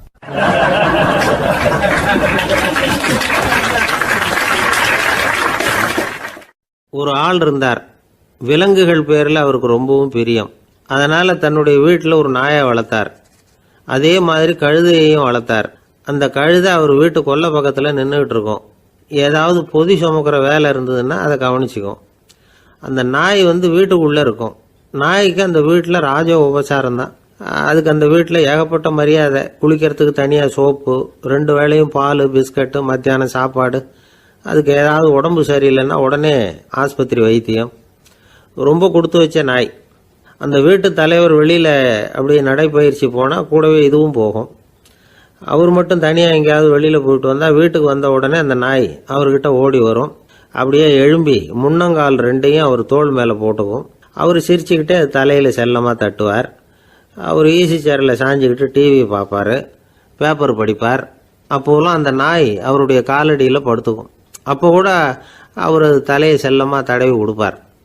அந்த நாய் படுக்கிறதுக்குன்னே ஒரு மெத்தை, சில சமயம் அது அங்கே இருக்கிற மேஜை நாற்காலி மேலே கூட ஏறி விளையாடும், சோபாவில் ஏறி உட்காந்துக்கும். இவ்வளவு செல்வாக்காக வளர்ந்தது அந்த நாய். இதையெல்லாம் அந்த கழுதை பார்த்துக்கிட்டே இருக்குது கொல்லை பக்கத்தில் இருந்து. பார்த்துட்டு அது யோசிக்க ஆரம்பிச்சுதான், என்ன இது, இந்த வீட்டில் நாம தான் கழுதையாக உழைக்கிறோம், பொதி சுமக்கிறோம், நமக்கு ஒரு நல்ல சாப்பாடு கிடையாது, படுக்கை கிடையாது, ஒரு நாளாவது நம்ம தலையையோ முதுகையோ தடவி கொடுத்தது கிடையாது. ஆனால் அந்த நாய் இந்த வீட்டுக்காக ஒரு துரும்ப கூட அசைச்சதில்லை. அதை போய் இந்த வீட்டில் உள்ளவங்க இப்படி தலையில் வச்சு தாங்குறாங்களே அப்படின்னு யோசிச்சுதான் அந்த கழுதை. ரொம்ப நேரம் யோசிச்சுவிட்டு அதுக்கப்புறம் ஒரு முடிவுக்கு வந்திருக்குது. சரி, இனிமேல் நாமளும் அந்த நாய் மாதிரியே நடந்து பார்ப்போம், அது மாதிரியே பிஹேவ் பண்ணுவோம், அப்போவாவது நமக்கும் அந்த மரியாதை கிடைக்குதா பார்க்கலாம் அப்படின்னு ஒரு திட்டம் போட்டுது மனசுக்குள்ள. உடனே அந்த திட்டத்தை செயல்படுத்தவும் ஆரம்பிச்சுது. அதாவது அந்த வீட்டில் அந்த நாய் என்னென்ன செய்யுதோ அதையெல்லாம் இதுவும் செய்ய ஆரம்பிச்சுட்டுது. அந்த வீட்டு எஜமான் எங்கேயோ வெளியில் சுற்றிவிட்டு ரொம்ப அசந்து போய் வீட்டுக்கு திரும்பி வந்துக்கிட்டு இருந்தான். உடனே இந்த கழுதை என்ன பண்ணுச்சு தெரியுமா, அவங்ககிட்ட ஓடி போச்சு. ஓடி போய் அந்த நாய் என்ன பண்ணுமோ அது மாதிரியே பண்ணிச்சு. அதாவது அந்த ஆள் தோல் மேலே தன்னுடைய முன்னங்கால் 2ஐயும் தூக்கி போட்டுவிடுது. அந்த ஆள் பயந்து போயிட்டான். அவனுக்கு ஒன்றும் புரியல, இது ஏன் இப்படி பண்ணுதுன்னு கொஞ்சம் ஒதுங்கி நின்னான். இது அவனை சுற்றி சுற்றி வருது, நாய் மாதிரி வாழை ஆட்டிக்கிட்டே சுற்றி சுற்றி வருது கழுதை. அவன் கிடுகிடுன்னு வீட்டுக்குள்ளே ஓடினான். இதுவும் பின்னாடியே ஓடிச்சு. அங்கே போய் நாய் மாதிரியே மேஜை நாற்காலி மேலே ஏறி குதிச்சு விளையாட ஆரம்பிச்சுட்டுது. சோபாவில் ஏறி உட்காருது. மேஜையில் இருந்த சாமான்லாம் கீழே விழுந்து உடையுது. கழுதை மேஜை மேலே ஏறி குதிச்சா என்னத்துக்கு ஆகும்? அந்த ஆள் பார்த்தான், சரி இந்த கழுதைக்கு என்னமோ ஆயிட்டுது அப்படின்னு முடிவு பண்ணான். ஒரு நல்ல கயராக பார்த்து கொண்டாந்தான். அது கால்லையும் கழுத்துலையும் கட்டினான். தரன்னு இழுத்துட்டு போனான். அடித்து கொல்லை பக்கத்தில் கட்டி போட்டுட்டான். அண்ணன் ஆகாரம் எதுவுமே கொடுக்கல, பட்னி போட்டுட்டான். இப்போ அந்த கழுதை யோசனை பண்ணி பார்க்குதான், என்ன இது, நம்ம எஜமானுக்கு இன்னைக்கு என்ன ஆயிட்டுது இப்படி? அந்த நாய் பழகிறது மாதிரி தானே நாமளும் பழகணும். ஆனால் இந்த மனுஷன் நாயை அடிக்கலை, ஆனால் நம்மளை அடிக்கிறான். இப்படி கொண்டாந்து கட்டி போட்டானே, என்ன காரணமாக இருக்கும் அப்படின்னு யோசனை பண்ண ஆரம்பிச்சுட்டு தான் அந்த கழுதை. எதுக்கு இந்த கதைன்னா, இது மாதிரியே நாம கூட சில சமயம் யோசிக்கிறது உண்டாம். இயல்புலேருந்து மாறி நடக்க ஆரம்பிச்சிட்டோம்னா பல சமயங்களில் இப்படி யோசிக்கிறது மாதிரி தான் ஆகிடும். அதனால தான் ஒரு மனுஷன் எப்படி நடந்துக்கணுமோ அப்படி நடந்துக்கிட்டாதான் நமக்கு மரியாதை. வெறி நாய் கடிச்சுட்டா மனுஷன் அது மாதிரியே ஆகிடுறான் பார்த்தீங்களா, அவனோட இயல்பு மாறி போயிடுது. ஒருத்தனை பார்த்து இன்னொருத்தன் கேட்டானா, வெறி நாய் ஒன்று உன்னை கடிச்சுட்டா நீ என்ன பண்ணுவே அப்படின்னு கேட்டிருக்கான். நான் உடனே பேப்பரும் பேனாவும் கேட்பேன் நானா இவன். ஏன் உயில் எழுதுறதுக்கான்னு கேட்டிருக்கான் அவன். இல்லை, நான் யாரையெல்லாம் கடிக்கணும்னு ஒரு லிஸ்ட்டு தயார் பண்ணணும்ல, அதுக்காக அப்படின்னு நானும்.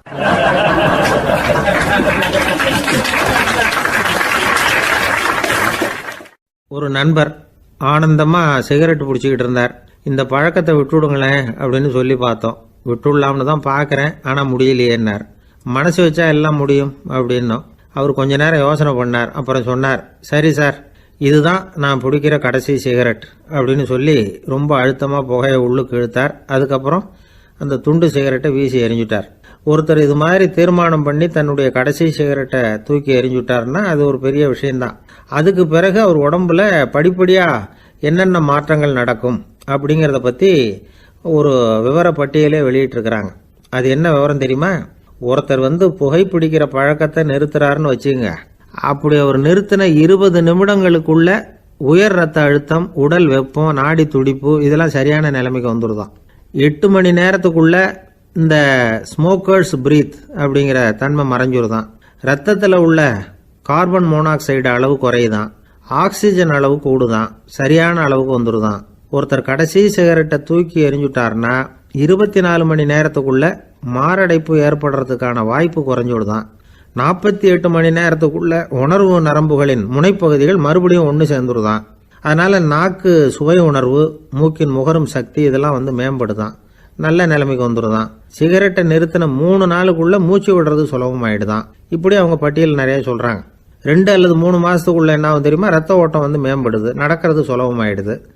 நுரையீரல் கொள்ளளவு 30% அதிகரிக்குது. 1லிருந்து 9 மாசத்துக்குள்ள சுவாச குறைபாடுகள் நீங்குது. நுரையீரலில் இருக்கக்கூடிய இந்த அசுத்தம் வடிகட்டும் திசுக்கள் சரியா வேலை செய்ய ஆரம்பிச்சிருது. 1 வருஷத்துக்குள்ள இந்த இதய அழுத்த நோய்க்கான வாய்ப்பு பாதியாக குறைஞ்சிருது. இந்த சிகரெட்டை நிறுத்தின 5 வருஷத்துக்குள்ள ஒரு நாளைக்கு 1 பாக்கெட் சிகரெட் பிடிக்கிறவர்களில் நுரையீரல் புற்றுநோயினால் சாகிறவர்கள் எண்ணிக்கை பாதியாக குறைஞ்சிருது. புற்றுநோய் செல்கள் சீரமைக்கப்படுது. ஆக ஒருத்தர் புகைக்கிறத விட்டுணும்னு தீர்மானம் பண்ணி தன் கையில் இருக்கிற சிகரெட்டை இதுதான் கடைசின்னு சொல்லி தூக்கி எறிஞ்சுட்டா அதுக்கப்புறம் படிப்படியாக இவ்வளவு நன்மைகளும் மாற்றங்களும் ஏற்படுறதாக இந்த அமெரிக்கன் கேன்சர் சொசைட்டி தெரிவிச்சிருக்குது. அதனால் புகைப்பழக்கம் உள்ளவங்க இதையெல்லாம் கொஞ்சம் யோசித்து பார்த்து அந்த பழக்கத்தை விட்டு விடுறது ரொம்ப நல்லது. ஆனால் அதையெல்லாம் நாம் சொன்னால் யார் கேட்குறாங்க? என்னுடைய நண்பர் ஒருத்தர் புகைப்பழக்கம் உள்ளவர், அவர் என்கிட்ட சொன்னார், சார், சிகரெட் பிடிக்கிற பழக்கத்தை விட்டு விடுறது என்னை பொறுத்த வரைக்கும் ஒன்றும் பெரிய கஷ்டமான செயல் இல்லை, அது ரொம்ப சுலபம் அப்படின்னார். எப்படி சொல்கிறீங்கன்னு கேட்டேன். நான் ஏற்கனவே 20 தடவை அந்த பழக்கத்தை விட்டுருக்கேன் சார் அப்படின்னார் ரொம்ப பெருமையாக.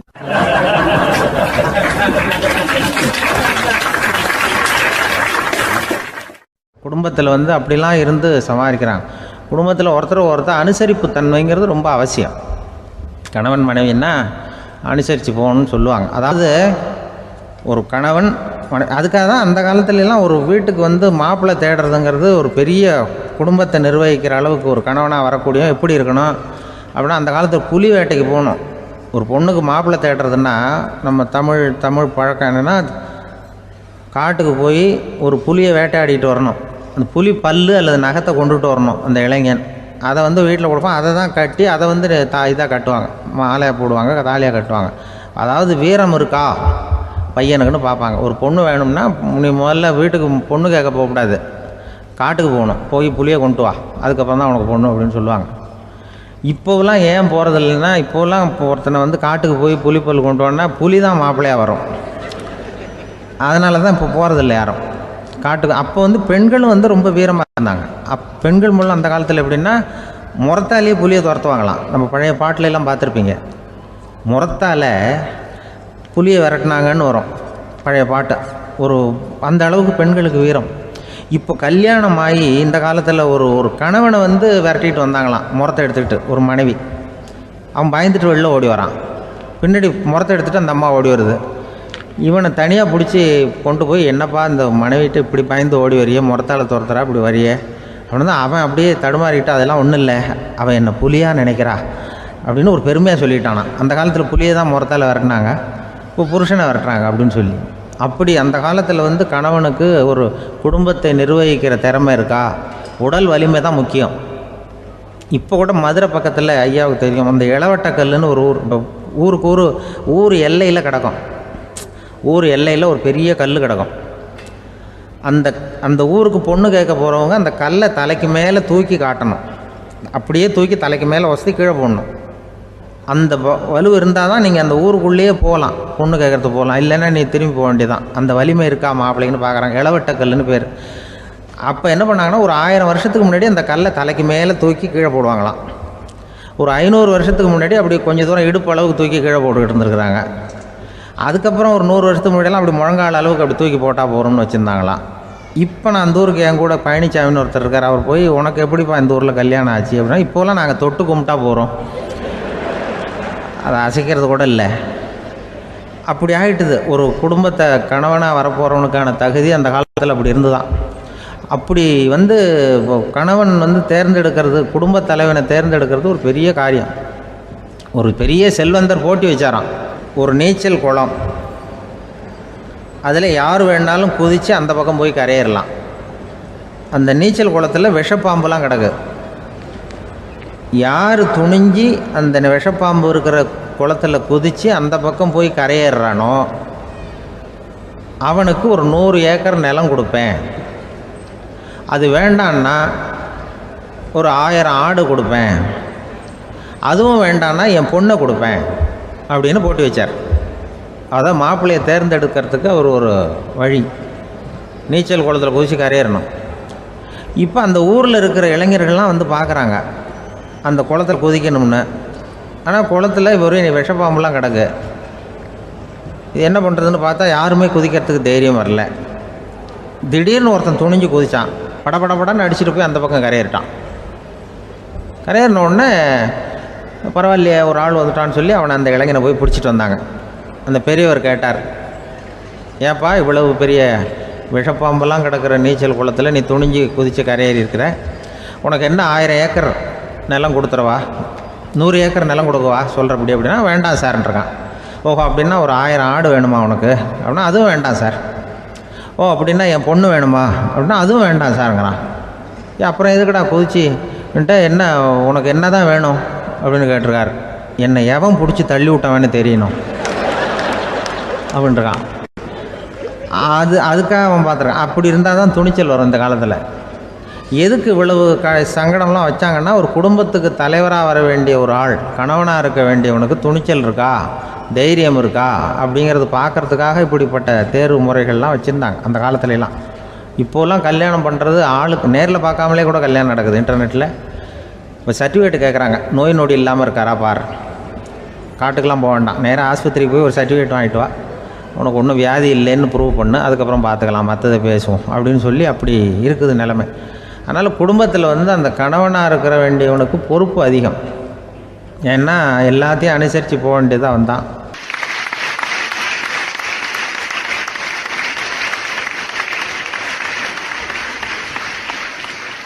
ஒரு குழந்தை பிறந்து தான் ஒரு வீட்டில், அந்த குழந்தைக்கு என்ன பேர் வைக்கிறதுங்கிறது ஒரு தகராறு. இந்த குழந்தைக்கு என்ன பேர் வைக்கிறதுங்கிறதுல தகராறு வந்துடுது. யார், கணவனுக்கும் மனைவிக்கும். அவன் என்ன சொல்கிறான், எங்கள் அப்பா பேரை தான் வைக்கணுங்கிறான் அவன். இந்த அம்மா என்ன சொல்லுது, இல்லை எங்கள் அப்பா பேரை தான் வைக்கணும் அப்படிங்குது. இது காலையிலேருந்து சண்டை, தகராறு. எதிர்த்த வீட்டுக்காரன் பார்த்தான், இது என்ன காலையிலேருந்து எதிர்த்த வீட்டில் தகராறு நடக்குது, என்னென்னு போய் கேட்டிருக்கான். என்னம்மா உங்களுக்கு உள்ள தகராறு, காலையிலேருந்து பார்த்தேன் அப்படின்னா, ஒன்றும் இல்லைம்மா, எங்கள் குழந்தைக்கு பேர் வைக்கிறதுல எங்களுக்கு உள்ளே ஒத்து போக முடியல, நான் எங்கள் அப்பா பேரை வைக்கணுங்கிறேன், அந்த அம்மா அவங்க அப்பா பேரை வைக்கணுங்குது, அதுதான் எங்களால் குடும்பத்தில் ஒரு நிம்மதி இல்லாமல் இருக்கிறோம், தகராறு பண்ணிகிட்ருக்கோம் அப்படின்னு நானா. அப்போ எதிர்த்த வீட்டுக்காரன் சொல்லியிருக்கான், எதிர்த்த வீட்டுக்காரன்னு நான் எதுக்கு இருக்கிறேன், நான் பஞ்சாயத்து பண்ணி வைக்கிறேன், இப்போ உங்களுக்குள்ள என்ன இது பேர் தானே வைக்கணும், ஏன்ப்பா உங்கள் அப்பா பேர் என்ன அப்படின்னு அவனை கேட்டிருக்கான். எங்கள் அப்பா பேர் சீனிவாசன் அப்படின்ட்டுருக்கான். இந்த அம்மாவை உங்கள் அப்பா பேர் என்னம்மா, கிருஷ்ணன் அப்படின்னு சொல்லி இவன் யோசித்து பார்த்தான். குழந்தைக்கு சீனிவாச கோபாலகிருஷ்ணன்னு பேர் வைங்க போங்க அப்படின்ட்டு போயிட்டான். ஏற்ற விட்டுக்கு தீர்த்து வச்சுட்டு போயிட்டான். போனதுக்கப்புறம் இவங்க 2 பேரும் பேசிக்கிட்டாங்க. சரி, இந்த சீனிவாசன் சரி கிருஷ்ணன் சரி, நடுவில் கோபாலம் யார் அப்படின்னு சொல்லி அவனை போய் இழுத்துட்டு வந்தான். எழுத்து வீட்டில் போய் அது யார்ரா, அது இங்கே வா, அது யார்ரா கோபால, அது எங்கள் அப்பா பேர், நீ அதை மட்டும் எதுக்கு விட்டு வைக்கிற, அதையும் சேர்த்து வச்சுட்டு போடான். அதாவது குடும்பத்தில் ஒரு கணவனும் மனைவியும் ஒரு சின்ன விஷயத்தில் கூட ஒத்து போகலைன்னா இப்படி தான் ஏற்று வீட்டுக்காரன் பஞ்சாயத்துக்கு வருவான், கோபாலன்னு குறுக்க வருவான் ஒருத்தன். அப்படி அந்த அனுசரிப்புங்கிறது குடும்பத்தில் ரொம்ப அவசியம். கணவனும் மனைவி அது ஒன்றுக்கு மேலே இந்த கல்யாணம் பண்ணிக்கிறாங்க, அது ரொம்ப அவஸ்தை. ஒருவனுக்கு ஒருத்திங்கிறது நம்ம இதெல்லாம் சொல்கிறது. ஒன்றுக்கு மேற்பட்ட திருமணங்கள் சங்கடத்தில் தான் கொண்டு விடும். நிறைய சொல்லுவாங்க. உலகத்திலேயே ஒரு பெரிய இது என்ன தெரியுங்களா, இயற்கை நிர்ணயம் பண்ணுது. இப்போ வந்து நம்ம சில பேருக்கு எனக்கு பொம்பளை புள்ள வேண்டாம் ஆம்பளை புள்ள வேண்டாம்னு சொல்லி இந்த ஸ்கேன் பண்ணி என்னென்னோ பண்ணிகிட்டு இருக்கிறாங்கல்ல. ஆனால் இயற்கை வந்து அந்த 50-50 ரேஷியோவை அது வந்து மெயின்டைன் பண்ணிகிட்ருக்கு. இந்த உலகத்தில் ஒரு அதிசயமான உண்மை என்னென்னா 116 ஆம்பளை புள்ள பிறந்தா 100 பொம்பளை புள்ள பிறகுதான். உலக அளவில் 116 ஆம்பளை புள்ள பிறந்தா 100 பொம்பளை புள்ள பிறகுது. இது எதுக்கு 16 அதிகமாக பிறகுதுன்னா அந்த வாலிப வயசு அடையிறதுக்குள்ளே 16 செத்து போகுது. 16 அங்கங்கே ஓடுறது கொஞ்சம் முரட்டுத்தனமாக போகிறதுனால செத்து போகுது. அந்த 50-50 இந்த ஒருத்தருக்கு ஒருத்தங்கிற ரேஷியோவை இயற்கை வந்து மெயின்டைன் பண்ணிகிட்டு இருக்கு. அது ஒரு பெரிய அதிசயம். அதை விட பெரிய அதிசயம் என்னென்னா இந்த உலக யுத்தம் நடந்ததில்ல, முதல் உலக யுத்தம், 2வது யுத்தம், அப்போ பார்த்துருக்குறாங்க, கணக்கு எடுத்துருக்குறாங்க. அந்த யுத்தம் முடிஞ்ச பிறகு 116 ஆம்பளை பிள்ளைக்கு பதிலாக 160 170 பிறக்க ஆரம்பிச்சுதான். 100 பெண் குழந்தைக்கு 170 180 ஆண் குழந்தை. இது எதுக்குன்னா அந்த போரில் செத்து போகுதில்ல ஆம்பளை பிள்ளைகள், அதை ஈடுகட்டுறதுக்காக அதிகமாக பிறக்க ஆரம்பிச்சிருக்கு. அந்த அளவுக்கு வந்து இயற்கை வந்து ஒரு பெரிய ரேஷியோவை மெயின்டைன் பண்ணுது. அதாவது ஒருவனுக்கு ஒருத்திங்கிறத அது சொல்லிகிட்டு இருக்கு. புறாவெல்லாம் வளர்த்திங்கன்னா, நான் கூட புறா வளர்த்துருக்குறேன் ஊரில். புறா வளர்த்திங்கன்னா ஒரு தடவைக்கு 2 முட்டை தான் விடும் ஒரு வீட்டுக்கு. அந்த 2 முட்டையும் குஞ்சு பறிச்சுன்னா அதில் ஒன்று வந்து ஆணாக இருக்கும், ஒன்று பொண்ணாக இருக்கும். அது எந்த முட்டை ஆண் எந்த முட்டை பெண்ணுங்கிறத இயற்கை நிர்ணயம் பண்ணுது. அதை வந்து நம்ம மாற்றவே முடியாது. ரெண்டையும் அந்த பெண்ணாவோ 2 ஆணாவோ மாற்ற முடியாது நம்ம. அதனால் அந்த இயற்கையை புரிஞ்சுக்கிட்டு நாம் நடந்துக்கணும். அதனால தான் ஒரு கணவன் ஒரு மனைவி, அதான் ஒருத்தருக்கு ஒருத்தங்கிறது. ஒன்றுக்கு மேலேனா சங்கடம் தான். ஒரு பஸ்ஸில் வந்து ரெண்டு பெண்கள் வந்துக்கிட்டு இருந்தாங்களாம். பஸ்ஸு பிரயாணம். 2 பெண்கள் வந்து பக்கத்தில் உட்காந்துருக்காங்க. அந்த கண்டக்டரை கூப்பிட்ருக்காங்க, இங்கே வாயா அப்படின்னு அந்த ஒரு அம்மா கூப்பிட்ருக்கு. என்னம்மா அப்படின்ட்டுருக்கார். வந்து இந்த ஜன்னலை திறந்து விட்டு போ அப்படின்னு. சரின்னு அதுக்கு பக்கத்தில் இருந்த ஜன்னலை திறந்து விட்டு அவர் போயிட்டார். பக்கத்தில் இருந்தம்மா உடனே இங்கே வாயா மறுபடியும் வாயான்னு கூப்பிட்ருக்கு. வந்து என்ன இந்த ஜன்னலை மூடி விட்டு போ அப்படின்ட்டுருக்கு. மூடி விட்டு போனார். மறுபடியும் அந்த முன்னாடி கூப்பிட்டது வாமா வாயான்னு மறுபடியும் கண்டக்டரை கூப்பிட்டு, என்ன இந்த பார், இந்த ஜன்னலை வந்து நீ மூடி வச்சின்னா நான் மூச்சு திணறி செத்து போடுவேன். அப்புறம் உடனே பக்கத்தில் இருந்தம்மா தபாரியா அந்த அம்மா பேச்சை கேட்டுட்டு நீ திறந்து வச்சின்னா நான் குளிர் தாங்காமல் செத்து போடுவேன் அப்படின்ட்டு அவர் தலையை பிச்சுக்கிறார் கண்டக்டர். என்னடா பெரிய ரொம்ப போச்சேன்னு, கொஞ்சம் தூரம் பிரயாணம், இதில் கூட அட்ஜஸ்ட் பண்ணி போகக்கூடாதா அப்படின்னு. அப்போ அந்த பஸ்ஸில் பின்னாடி ஒருத்தன் கடைசி சீட்டில் வெயில் தாங்காமல் சட்டையெல்லாம் கட்டி போட்டுட்டு ஒரு கிராமத்து ஆள் பீடி குடிச்சிட்டு வரான். அவர் கூப்பிட்ருக்கான் அந்த ஆள், அந்த கண்டக்டர் இங்கே வாயா அங்கே என்ன தகராறு அப்படின்னு. அந்த எதிர்த்து வீட்டுக்காரன் வந்தானே முன்னாடி பஞ்சாயத்துக்கு, அது மாதிரி கண்டக்டர் இங்கே வாயா, அவன் ஏன் நீ என்ன சொல்ல போகிற அப்படின்ட்டு வந்திருக்கான். சட்டையெல்லாம் கட்டி போட்டு பீடி குடிக்கிறான். பீடி புகையை ஊதி விட்டு அங்கே என்ன தகராறு அப்படின்னு கேட்டிருக்கான். ஒன்றும் இல்லையா, அந்த அம்மா வந்து ஜன்னலை திறந்தா செத்து போவேங்கிறது, இந்த அம்மா ஜன்னலை மூடுனா செத்து போவேங்கிறது, நான் என்னையா பண்ணுறது ஒரு ஆள், இதுக்கு ஏன் கவலைப்படுறேன், நான் சொல்கிறத கேள்வி, நான் தீர்த்து வைக்கிறேன் பிரச்சனையை அப்படின்னு சொல்லிவிட்டு பீடியை எடுத்துவிட்டு புகையை ஊதிவிட்டு சொன்னானா, கொஞ்ச நேரம் அந்த ஜன்னலை மூடி வை, அந்த அம்மா செத்து போவோம், அப்புறம் திறந்து வை, இந்த அம்மா செத்து போவோம், நாம் நிம்மதியாக போகலாம் அப்படின்னு சொல்லிட்டு பீடி குடிக்க ஆரம்பிச்சிட்டான். அவருக்கு கோவம் வந்துட்டுது கண்டக்டருக்கு. உனக்கு என்ன நீ பாட்டுக்கு சொல்லிட்டு விடுவ, அந்த 2 அம்மாவும் செத்து போச்சுன்னா அவங்க வீட்டுக்காரனுக்கெல்லாம் யார் பதில் சொல்கிறது அப்படின்னா, கவலையே படாத, 2 பேருக்கும் நான் தான் வீட்டுக்காரன். அதனால தான் அந்த யோசனையை சொன்னேன் அவங்ககிட்ட. அப்புறம் இதுதான் அந்த ஒன்றுக்கு மேலே போச்சுன்னா அது இயற்கைக்கு விரோதம், இப்படிலாம் ஆகும். அதனால தான் அவன் அவ்வளவு ஒன்றுமே வேண்டான்ட்டு கடைசி பெஞ்சு இதில் போய் சீட்டில் உட்காந்துக்கிட்டான். அப்படி அது இயற்கையை புரிஞ்சுக்கிட்டு வாழணுங்கிறது முக்கியம். குடும்பத்தில் வந்து கணவனுடைய பங்கு என்ன, மனைவியினுடைய பங்கு, குழந்தை குட்டிகள்லாம் சொல்லுவாங்க. அப்படி இருக்கணும். கணவன்கிறவனுக்கு நிறைய சகிப்புத்தன்மை தேவைப்படுது. மனித நேயம்ங்கிறத பற்றி சொல்லுவாங்க. மனித நேயம் ஏன்னா ஒரு கணவனாக இருக்கணும், மனைவி மனைவியாக இருக்கணும். ஒரு மனுஷன் வந்து இன்றைக்கி வந்து மனிதனாக இல்லை, மனித நேயம் குறைஞ்சி போச்சு, இது குடும்ப உறவுகள்லாம் ரொம்ப மாறி போச்சுன்னு சொல்லலாம். இப்போ நாகரிகத்தில் அப்படி தான் இருக்குது. ஒரு இதில் ஒருத்தன் என்ன பண்ணியிருக்கிறான், ஒரு சின்ன பையனை கொண்டு வந்தானா, ஒரு சின்ன பையன் பக்கத்தில் இருக்கான். ஒரு பெரியவர் கேட்டிருக்கார், யாரப்பா அந்த பையன் அப்படின்னு கேட்டிருக்கார். இவன் சொன்னான்னா, இந்த பையன் எனக்கு தூரத்து உறவுன்னு இருக்கான். சரி, தூரத்து உறவுன்னா எப்படி அப்படின்னு கேட்டிருக்கான்.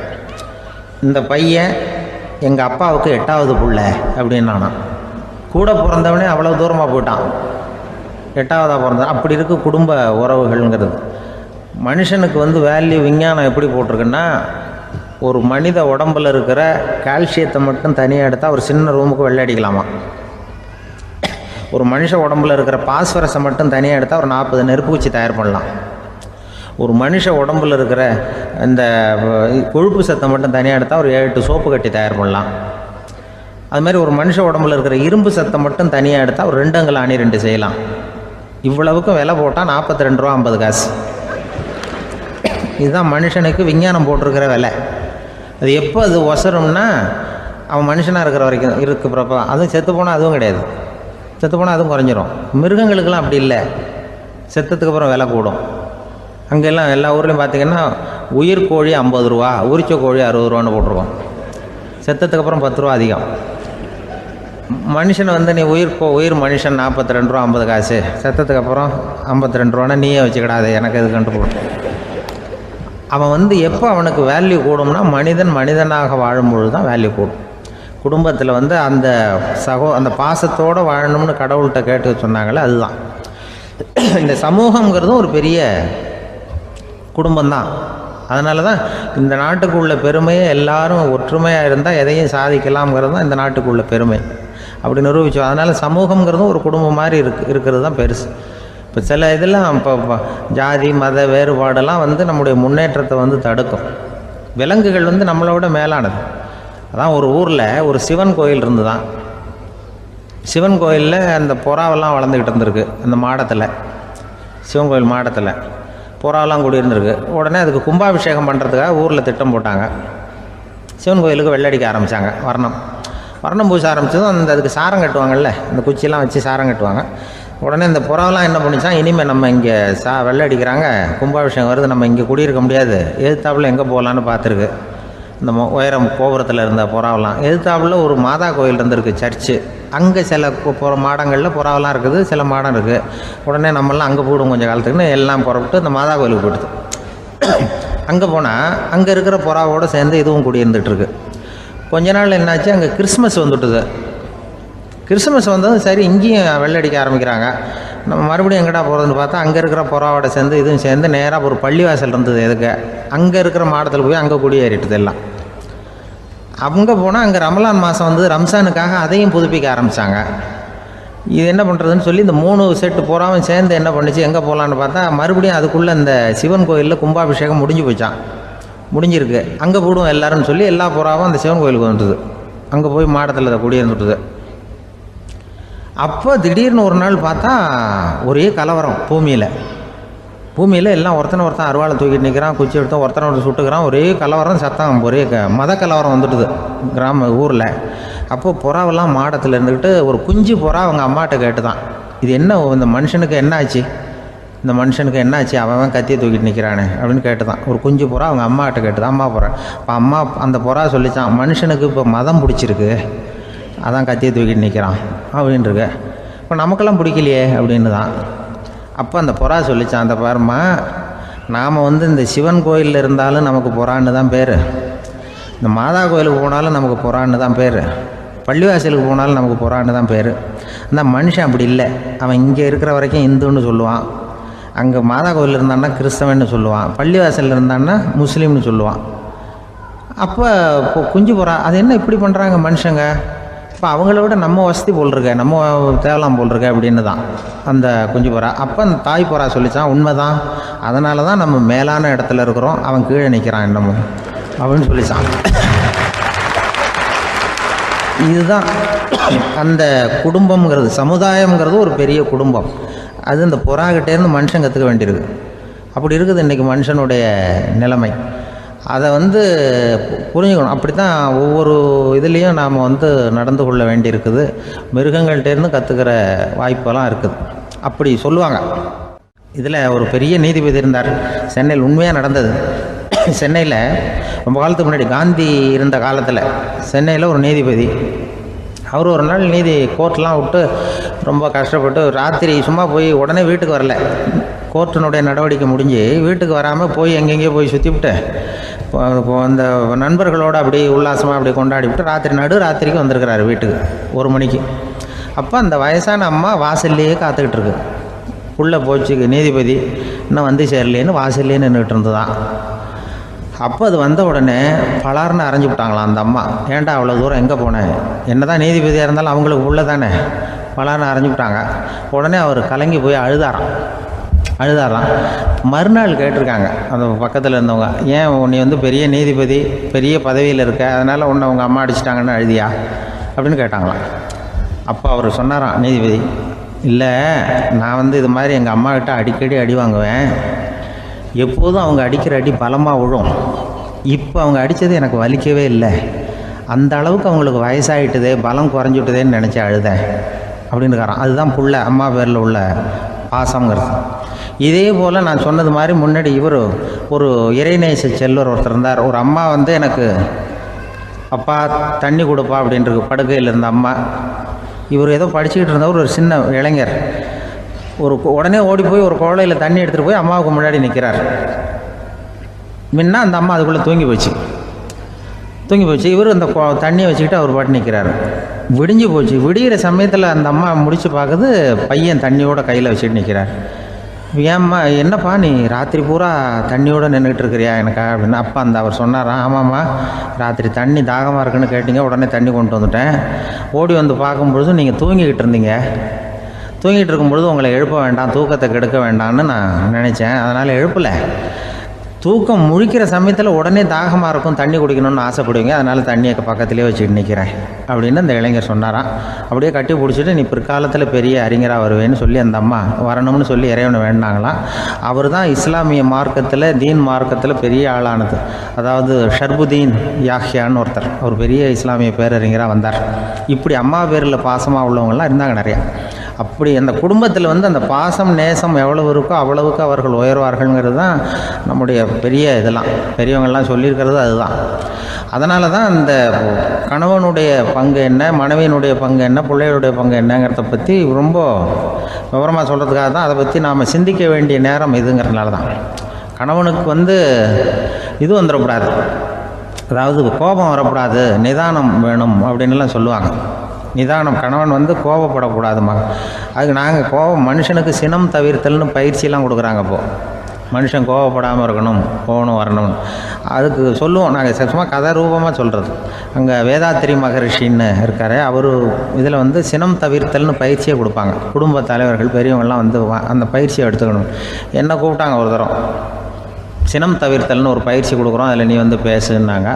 நான் சொன்னேன், நான் பயிற்சிக்கு வேணா வரேன், என்னை பேச வேண்டாம் சார், நான் வந்து பயிற்சி கற்றுக்கிறேன்னு. இல்லை நீ அதெல்லாம் பயிற்சி நாங்கள் கொடுக்குறோம், நீ உனக்கு என்ன தெரியுமோ சொல்லு, மனுஷன் கோவப்படாமல் இருக்கணும், அதுக்கு ஏதாவது வழி சொல்லிட்டு போ அப்படின்னு கூப்பிட்டாங்க. சரின்ட்டு போனேன். அங்கே போய் நான் சொன்னேன், இது மாதிரி எனக்கு தெரிஞ்சது ஒரு கதை மாதிரி சொன்னேன்.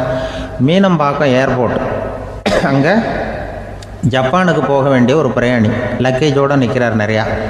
இதை வாங்கி பிளேனில் ஏற்றக்கூடிய ஒரு தொழிலாளி அவர்கிட்ட ஒரு சண்டை போடுறார், அடிக்க போகிறார், திட்டுறாரு, கண்டாமலான்னு திட்டுறார்.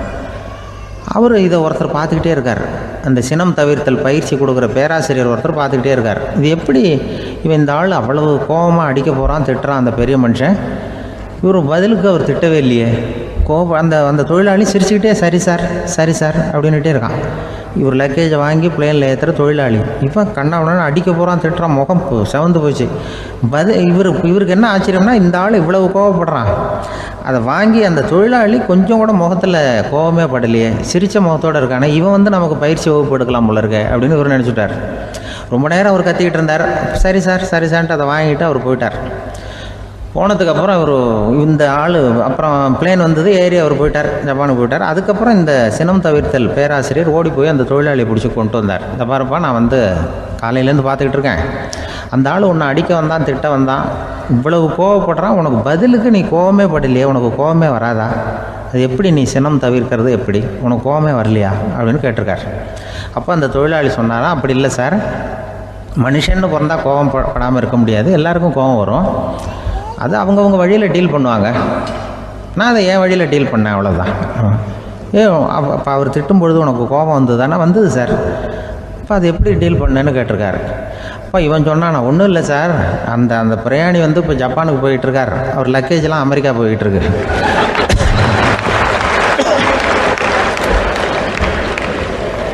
இதுக்கு நாம் எதுக்கு சார் அனாவசியமாக அவன்கிட்ட போய் சண்டை போட்டுக்கிட்டேன், அப்படி மாற்றி ஏற்றி விட்டா அவன் போய் பார்த்துக்கிறான் எங்கேயாவது. அதுதான் நான் சினம் தவிர்க்கிற வழி அப்படின்னு சொன்னாரான்.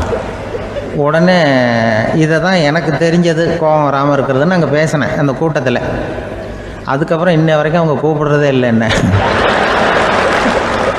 ஏன்னா நாங்கள் முறையாக ஒருத்தன் கோவப்படாமல் இருக்கிறதுக்கு என்ன வழின்னு சொல்லி கொடுத்துட்ருக்குறோம். நீ இப்படி பண்ணுறியப்பா அப்படின்னு சொல்லி பிள்ளைகளை பற்றி சொல்லுவாங்க. இப்போ ராமர் லட்சுமணர் கதை சொல்லுவாங்க. அதாவது ராமரும் பரதனும் பந்து விளையாடிக்கிட்டு இருந்தாங்களாம் சின்ன வயசில் பந்து விளையாடிக்கிட்டு இருந்தாங்களாம். உடனே ராமர் வந்தாராம். வந்து கோசலை அவங்க அம்மா கோசலை மடியில் சோர்ந்து போய் உட்காந்தாராம். சந்தோஷமாக வந்து உட்காந்துருக்காரு. அப்போ அந்த கோசலை அம்மா கேட்டாங்களாம், ஏன்ப்பா அப்படி இவ்வளவு சந்தோஷமாக இருக்கே, என்ன காரணம் அப்படின்னு கேட்டிருக்காரு. அப்படின்னு அந்த அம்மா கேட்டிருக்கு. ராமன் சொன்னான்னா, என் தம்பியோட நான் பந்து விளையாண்டுக்கிட்டு இருந்தேன், பரதன் அவன் ஜெயிச்சுட்டான், நான் தோத்துட்டேன், என்னை அவன் ஜெயிச்சுட்டான், அவனுடைய வெற்றி எனக்கு சந்தோஷமாக இருக்குது, தம்பியோட வெற்றி, அதனால் நான் சந்தோஷமாக இருக்கேன்னு சொல்லியிருக்கு. அந்த அம்மாவுக்கு ரொம்ப சந்தோஷம், தம்பி ஜெயிக்கிறாங்கிறத பற்றி அண்ணன் சந்தோஷப்படுறானே அப்படின்னு. கொஞ்ச நேரத்தில் பரதன் வந்திருக்கான். அவன் சோர்ந்து போய் கலங்கி போய் அதே அம்மா மடியில் உட்காந்துருக்கான். நீ ஏன்ப்பா நீ தான் ஜெயிச்சுட்டியாமே, நீ என்னத்துக்கு வருத்தப்பட்டுக்கிட்டு வர அப்படின்னு கேட்டிருக்கேன் அந்த அம்மா.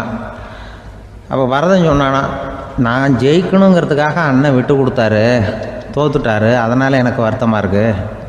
உண்மையில் அவர் தான் ஜெயிச்சிருக்க வேண்டியது, எனக்காக விட்டு கொடுத்தாரு அண்ணன், அதனால் நான் வருத்தப்படுறேன்னா. அப்போ அந்த அம்மா சொல்லிச்சான், இப்படி தான் தம்பியினுடைய வெற்றி அண்ணனை சந்தோஷப்படுத்துது, அண்ணனுடைய தோல்வி தம்பியை வருத்தப்பட வைக்குது, இப்படி தான் இருக்கணும் அண்ணன் தம்பின்னா, அப்படி தான் குடும்பத்தில் இருக்கணும்னு சொல்லி அந்த அம்மா சொன்னதாக சொல்லுவாங்க ராமாயண கதை. அதே போல் இப்போ இதில் வரும், நபிகள் நாயகத்தினுடைய பேரர்கள் பாத்திமாவனுடைய பிள்ளைகள் 2 பேர், ஹசன் ஹுசைன் 2 பேர் நபிகள் நாயகத்தினுடைய பேரன்மார்கள்.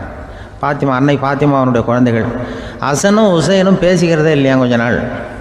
இந்த அம்மாவுக்கு அதை பார்க்குறாங்க, ஏதோ அண்ணன் தம்பிக்குள்ளே ஏதோ தகராறு போல் இருக்கு, ஏன் பேசிக்க மாட்டேங்கிறாங்க அப்படின்னு சொல்லி அந்த பிள்ளைகளை கூப்பிட்டு வச்சு அந்த அம்மா புத்தி சொல்லிச்சான். இதை பாருப்பா, நீ அண்ணன் தம்பிக்குள்ளே இது மாதிரி இருக்கக்கூடாது, உங்கள் பாட்டனார் ஒரு புத்திமதி சொல்லியிருக்காரு, உனக்கு தெரியுமா, ஒரு முஸ்லீம் இன்னொரு முஸ்லீமோடு 3 நாட்களுக்கு மேல் பேசாமல் இருந்தால் அது அவனை கொலை செய்வதற்கு ஒப்பாகும் அப்படின்னு நபிகள் நாயகம் சொல்லியிருக்கார், தெரியுமா உனக்குன்னு அந்த அம்மா சொல்லிச்சான். அப்போ அந்த தம்பிக்காரர் சொன்னாராம், ஹுசைன் சொல்லியிருக்கார், அதுவும் எனக்கு தெரியும், அதே தாத்தா பாட்டனார் என்ன சொல்லியிருக்காருன்னா, அந்த 2 பேரில் யார் முதல்ல சலாம் சொல்கிறாங்களோ, யார் முதல்ல முன்னாடி பேசுகிறாங்களோ அவங்களுக்கு சொர்க்கம் கிடைக்கும், இறைவனுடைய ஆசி கிடைக்கும்னு சொல்லியிருக்கிறார். அந்த ஆசி அண்ணனுக்கு கிடைக்கட்டுமேங்கிறதுக்காக நான் பேசாமல் இருக்கிறேன் அப்படின்னா. அந்த ராமனும் பரதனும் எப்படி இருந்தாங்களோ அப்படி தான் ஹசனும் ஹுசைனும் இருந்திருக்கிறார்கள். அந்த பாசம்தான் குடும்பத்தில் வேணும். இப்போ எப்படின்னா, ஒரு 600 வருஷத்துக்கு முன்னாடி மனுஷனுக்கு இருந்த நெருக்கடி இருக்குது பாருங்கள், ஒரு 600 வருஷத்துக்கு முன்னாடி மனுஷனுக்கு எவ்வளோ நெருக்கடி இருந்ததோ அதுபோல் 40 பங்கு இப்போ அதிகமாகிட்டு தான் கண்டுபிடிச்சி சொல்லியிருக்கிறாங்க. அவ்வளவு நெருக்கடிக்கு மத்தியில் நாம் வாழ்ந்துக்கிட்டு இருக்கிறோம். ஒரு 600 வருஷத்துக்கு முன்னாடி என் தலையில் 1 கிலோ வச்சுக்கிட்டு நின்னேன்னு வைங்க, இப்போ 40 கிலோ வச்சுக்கிட்டு நிற்கிறேன். அப்படி ஒவ்வொரு மனுஷனுக்கும் வாழ்க்கையில் நெருக்கடி அதிகமாக போச்சு. இப்போ இந்த நெருக்கடியில் முன்னாடிலாம் யாரோ ஒருத்தர் தான் தியானம் பண்ணுவாங்க. தியானம்னா ஒருத்தர் 2 பேர் காட்டுக்கு போய் தியானம் பண்ணிகிட்டு இருப்பாங்க 600 வருஷத்துக்கு முன்னாடி. இப்போ வீட்டுக்கு வீடு தியானம் நடக்குது. ஏன்னா அந்தளவுக்கு வாழ்க்கையில் ஒரு நிம்மதி வேணும் அப்படின்னு சொல்லி பண்ணிட்டாங்க. அதுக்கு தான் இயற்கை கொடுத்துருக்கிற ஒரு இயற்கையான வைத்தியம்தான் சிரிப்புங்கிறது. இதை பற்றி பெரியவங்கள்லாம் இப்போ ஆராய்ச்சி பண்ணிகிட்டு இருக்கிறாங்க. சிரிப்புங்கிறது நாம் பிறந்து ஒரு 6 மாதத்தில் தான் முதல் தடவையாக விவரமாக சிரிக்க ஆரம்பிக்கிறோமா. நம்ம பிறந்து 6 மாதத்துக்கு, அதாவது முதல் தடவை சிரிக்க ஆரம்பிக்கிறது ஒரு 6ஆவது வாரம், 1.5 மாதத்தில் தான் குழந்தை விவரமாக சிரிக்க ஆரம்பிக்குது. அப்புறம் அப்படியே சிரிக்க ஆரம்பிக்கிறோமா. அதையெல்லாம் இப்போ கணக்கு எடுத்துருக்குறாங்க. ஒரு குழந்தை ஒரு நாளைக்கு 200 தடவை சிரிக்குதான் ஒரு குழந்தை. பெரியவங்கள்லாம் 15 தடவை சிரிக்கிறாங்களாம். 200 தடவை சிரிச்சுக்கிட்டு இருந்த நாம் அப்படியே குறைஞ்சி 15 ஆகிட்டு. அதனால தான் இருதய நோயெல்லாம் வருது, ஹார்ட் அட்டாக்லாம் வருதுன்னு கண்டுபிடிச்சிருக்கிறாங்க. 200 சிரிப்புக்கு அது இயல்புத்தன்மை, மனுஷனுடைய இயல்புத்தன்மை சிரிக்கிறது. அதுக்கு ஜோக்கே தேவைப்படாது. ஆனால் இப்போ காலங்காலமாக நாம் என்ன போதிக்கப்பட்டு வந்திருக்கிறோம்னா, சிரிப்புங்கிறது ஒரு பாவமான செயல். ஒரு முதலாளிக்கு முன்னாடி தொழிலாளி சிரித்தா மரியாதை குறைச்சல், ஒரு கணவனுக்கு முன்னாடி மனைவி சிரித்தா மரியாதை குறைச்சல், அது மாதிரி ஒரு வாத்தியாருக்கு முன்னாடி பையன் சிரித்தா மரியாதை குறைச்சல், ஒரு ஆஃபீஸருக்கு முன்னாடி பியூனு சிரித்தா மரியாதை குறைச்சல், இப்படின்னு சொல்லி சிரிப்புங்கிறது ஏதோ மரியாதை குறைவான செயல்னு காலங்காலமாக நாம் போதிக்கப்பட்டு வந்திருக்கிறோம். இப்போ மரபு ரீதியாகவே அந்த சிரிப்பு நம்மகிட்ட சிறைப்பட்டு இருக்குதான், அடங்கி போச்சு. அந்த சிறைப்பட்டிருக்கிற சிரிப்பை வெளியில் கொண்டு வர்றதுக்கு தான் ஜோக்குன்னு ஒரு சாவியை போட வேண்டியிருக்கு. வேறு இந்த ஜோக்குக்கும் சிரிப்புக்கும் சம்மந்தம் இல்லை. அதை ஏற்கனவே இருக்கிறத வெளில கொண்டு வரதுக்கு ஒரு சாவி மாதிரி உபயோகப்படுதுன்னு இப்போ அதை பற்றி ஆராய்ச்சி பண்ணுறவங்களாம் சொல்கிறாங்க. ஏன்னா சிரிப்புக்கு ஜோக்கு தேவைப்படாது. இப்போ ஒரு குழந்தை தொட்டிலில் படுத்துருக்குன்னு வைங்களேன், குழந்தை தொட்டிலில் இருக்குது, அது முகத்துக்கிட்ட போய் ஒரு கிளுகிழுப்பை ஆட்டுங்க சிரிக்கும். அந்த கிளுகிழுப்பை சத்தமே சிரிக்க வைக்கிறதுல அதுதான் மனுஷனுடைய இயல்புத்தன்மை. அது என்ன ஜோக்காது? சத்தம். ஒரு கிளுகிழுப்பையை கொண்டு போய் குழந்தை முகத்துக்கிட்ட ஆட்டினா சிரிக்குதே, அதுதான் இயல்புத்தன்மை. அதே கிளுகிழுப்பையை ஒரு தாத்தா மூஞ்சிக்கிட்ட ஆட்டுங்க கோவம் வந்துடும், அடிக்க வருவார். என்னடா விளையாட்டு இது அப்படிம்பார். ஏன்னா அவர் சிரிச்சுக்கிட்டு இருந்தவர், அப்படி இருந்தவர் ஒரு காலத்தில். ஒரு கிளுகிழுப்பைக்கு சிரித்தவர் ஒரு காலத்தில் இப்போ கோவப்படுறாருன்னா அந்த அளவுக்கு நம்ம மாறி போயிட்டே வந்துக்கிட்டு இருக்கிறோம். அதனால் அந்த இயல்புத்தன்மை மாறாமல் இருக்கணுங்கிறது ரொம்ப முக்கியம். அதுக்காக எல்லோரையும் குழந்தையாக்க முடியாது. மனுஷன் எல்லோரும் இனிமேல் வயசுங்கிறது கூட ஆகிட்டே தான் இருக்கும். அதுக்காக குறைச்சிக்கிட்டே போக முடியாது. அதுக்கு யாராவது மருந்து கண்டுபிடிச்சாதான் உண்டு. ஆனால் ஒருத்தர் மருந்து கண்டுபிடிச்சாராம், சொல்லுவாங்க. ஒரு டாக்டர் ஒரு மாத்திரை கண்டுபிடிச்சாராம். ஒரு மாத்திரை சாப்பிட்டா ஒரு வயசு குறையும், ஒரு மாத்திரை சாப்பிட்டா ஒரு வயசு குறையும் அப்படின்னு ஒரு மாத்திரையை கண்டுபிடிச்சிருக்காரு. ஒரு பாட்டி அம்மா, 90 வயசு பாட்டி, அது போயிருக்கு. அதே டாக்டர்கிட்ட போய், ஐயா எனக்கு ஒரு பாட்டில் மாத்திரை கொடுங்க, இந்த வயசு குறையிற மாத்திரை அப்படின்றது. அவர் ஒரு பாட்டில் கொடுத்தாரு மாத்திரை. பாரும்மா பாட்டியம்மா, ஒரு மாத்திரை சாப்பிட்டா ஒரு வயசு குறையும், எடுத்துகிட்டு போகணும்னு கொடுத்துருக்காரு டாக்டர். இந்த 90 வயசு பாட்டி எடுத்துகிட்டு வீட்டுக்கு வந்துட்டு மறுநாள் அதே டாக்டர்கிட்ட போயிருக்கு. 30 வயசு பொண்ணாக போச்சான். 30 வயசு பொண்ணாக மாறி அதே டாக்டர்கிட்ட போயிருக்கு. இடுப்பில் ஒரு கை குழந்தை, அது சட்டை கிட்ட போடாமல் கட்டவரில் வாயில் வச்சுட்டு உட்காந்துருக்கு. நேராக டாக்டர்கிட்ட போய், டாக்டர் நேற்று வந்தேன், ஏதோ ஒரு மாத்திரை சாப்பிட்டா ஒரு வயசு குறையினீங்க, நான் ஏதோ ஒரு ஆர்வத்தில் ஒரு 30-40 மாத்திரை சாப்பிட்டேன், இப்படி ஆகிட்டேன் அப்படின்னு. இப்போ டாக்டர் சொல்லியிருக்காரு, இதுக்கு ஏமா வருத்தப்படுற, எல்லோரும் வயசு குறையணும்னு தான் நினைக்கிறாங்க, உனக்கு வயசு குறைஞ்சிட்டுது, நீ சந்தோஷப்படு, இதுக்கே மறுபடியும் என்னட்ட வந்திருக்கிற அப்படின்னாரான் டாக்டர். அப்போ அந்த அம்மா சொல்லித்தேன், அதை என்னை பற்றி பரவாயில்ல டாக்டர், என் இடுப்பில் பாருங்கள் கை குழந்தை, இது சட்டை கிட்ட போடாமல் உட்காந்துருக்கு, கட்டவரில் வாயில் வச்சுட்டு உட்காந்துருக்கு, இது ரொம்ப ஆர்வத்தில் ஒரு 70 மாத்திரையை சாப்பிட்டு விட்டுது, இது என் வீட்டுக்காரரு. இவர் இடுப்பை விட்டு கீழே இறங்க மாட்டேங்கிறாரு. நான் எதையாவது கொடுத்து இனிமேதான் வயசை கூட்டி இறக்கி விடுவேன் டாக்டர் அப்படின்னு தான். அவர் ஏதோ நமக்கும் இதுக்கும் சம்மந்தம் இல்லைங்கிறது மாதிரி கட்டாரில் வச்சுட்டு அவர் பாட்டு உட்காந்துருக்கார். ஏதோ நமக்கு இந்த உலகமே இல்லை, நமக்கு சம்மந்தம் இல்லைங்கிற மாதிரி உட்காந்துருக்கார். இப்படியே நான் தூக்கிட்டு எங்கே அலையிறது அப்படின்னு தான். அதனால் வயசை குறைக்கிறது இயற்கைக்கு விரோதமாக நாம் பண்ண முடியாது. ஆனால் இந்த இயல்புத்தன்மை மாறாமல் வச்சுக்கலாம். குழந்தை மாதிரி மாற முடியாதே தவிர அந்த குழந்தை தன்மையோடு வாழறதுக்கு கற்றுக்கணும். அதுதான் வாழ்க்கையில் இன்பமாக வாழறதுக்கு வழி. குழந்தைத்தனமாக இருக்கக்கூடாது, குழந்தை தன்மையோடு இருக்கணும்னு சொல்லுவாங்க. குழந்தை தன்மைங்கிறது வேறு, குழந்தைத்தனம்ங்கிறது வேறு. அப்படி ஒரு மாத்திரை கண்டுபிடிச்சிட்டா இப்போ யாராவது ஒருத்தவங்க இடுப்பில் குழந்தைய தூக்கிட்டு போனால் போய் கேட்கணும், ஏம்மா இது ஏன் வீட்டுக்காரரா உன் குழந்தையா அப்படின்னு கேட்டு அதுக்கப்புறம் அவருக்கு வணக்கம் சொல்லணும். இப்படிலாம் ஆகிடும் நிலைமை. இயற்கையை நம்ம மாற்ற முடியாது, அதுக்கு தகுந்தாப்புல தான் நாம் பண்ணணும். குழந்தை தன்மையோடு வாழறதுக்கு குடும்பத்தில் குழந்தை தன்மைங்கிறது எப்படின்னா, இப்போ ஒரு சில பேருக்கு அந்த குழந்தைத்தன்மை உண்டு. ஒரு வீட்டில் ஒரு புள்ள படுத்துருக்கு, அம்மா எழுப்புறாங்க, காலேஜுக்கு நேரமாச்சு எழுந்திரிப்பா, காலேஜுக்கு நேரமாச்சு எழுந்திரிப்பா அப்படின்ட்டு. அந்த அம்மா அந்த புள்ள சொல்லியிருக்கு, ஐயோ எனக்கு காலேஜுக்கு போகிறதுக்கே பிடிக்கலம்மா, என்னை தொந்தரவு பண்ணாத, காலேஜுக்கு போகிறதுக்கு எனக்கு பிடிக்கல அப்படின்னு தான். அப்போ அந்த அம்மா சொல்லியிருக்கு, ஏன் உனக்கு காலேஜுக்கு போகிறதுக்கு பிடிக்கல, கல்லூரிக்கு போகிறதுக்கு, அதுக்கு 2 காரணம் சொல்லு அப்படின்னு இருக்கா. அப்போ அந்த புள்ள சொல்லிச்சான், ஏன் பிடிக்கலன்னா, கல்லூரியில் இருக்கிற வாத்தியாருக்கும் என்னை பிடிக்க மாட்டேங்குது, ஆசிரியர்களுக்கும். 2வது காரணம், கல்லூரியில் படிக்கிற மாணவர்களுக்கும் என்னை பிடிக்கல, அதனால் நான் காலேஜுக்கு போக மாட்டேன்ற குழந்தை புள்ள சொல்லியிருக்கு. அம்மா அப்படிலாம் நீ இதுக்காக போகாமல் இருக்கக்கூடாது, நீ போய் தான் ஆகணும் அப்படின்னு பிடிவாதமாக அந்த அம்மா பிள்ளைய எழுப்புனாங்களாம். சரி நான் எதுக்கு காலேஜ் போகணும்னு சொல்கிறேன், அதுக்கு நீ 2 காரணம் சொல்லு அப்படின்னு தான் அந்த புள்ள.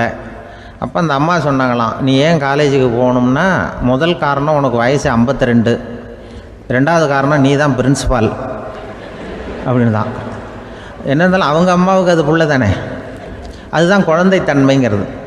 52 வயசுலேயும் குழந்தைத்தன்மையோடு இருக்கார் பாருங்கள், அதுதான் அந்த குழந்தைத்தன்மையோடு வாழறது தான் வெற்றிக்கு வழின்னு சொல்லுவாங்க. ஒரு அம்மா சொல்லுது, அதாவது கணவன் மனைவியாக இருந்துட்டு அப்புறம் விவாகரத்து வாங்கிக்கிட்டு அதுக்கப்புறம் அந்த அம்மா பேசுகிறத நேற்று தொலைக்காட்சியில் போட்டாங்க. அது என்ன சொல்லுதுன்னா, நாங்கள் வந்து கணவனும் மனைவியாக இருக்கிறப்போ எங்களுக்குள்ளே சண்டை வந்துக்கிட்டு இருந்தது. இப்போ விவாகரத்து வாங்கிட்டு இப்போ நண்பர்களாக இருக்கிறோம். இப்போ வந்து சண்டையே வர்றதில்லை எங்களுக்குள்ளே. அப்படி பாருங்கள், கணவன் மனைவியாக இருந்தப்போ சண்டை வந்து தான், விவாகரத்து வாங்கினது மறுபடியும் நாங்கள் நல்லபடியாக தான் இருக்கிறோம், ஒன்றும் எங்களுக்கு சண்டை வரல.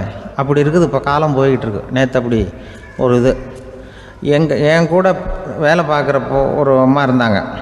அவங்க எப்போதும் அவங்க வீட்டுக்காரர் படத்தையே வச்சுருப்பாங்க, கையில் பத்திரமா வச்சுருப்பாங்க. அவ்வளவு மரியாதை மதிப்புன்னு சொல்லி நாங்கள்லாம் அவங்கள பெருசாக நினைப்போம். இது எதுக்குமா அவங்க வீட்டுக்காரர் படத்தை பத்திரமா இல்லை கையிலேயே வச்சுருக்கீங்களே, ஆஃபீஸுக்கெல்லாம் எடுத்துகிட்டு வந்து வச்சு அடிக்கடி எடுத்து பார்த்துக்குவாங்க.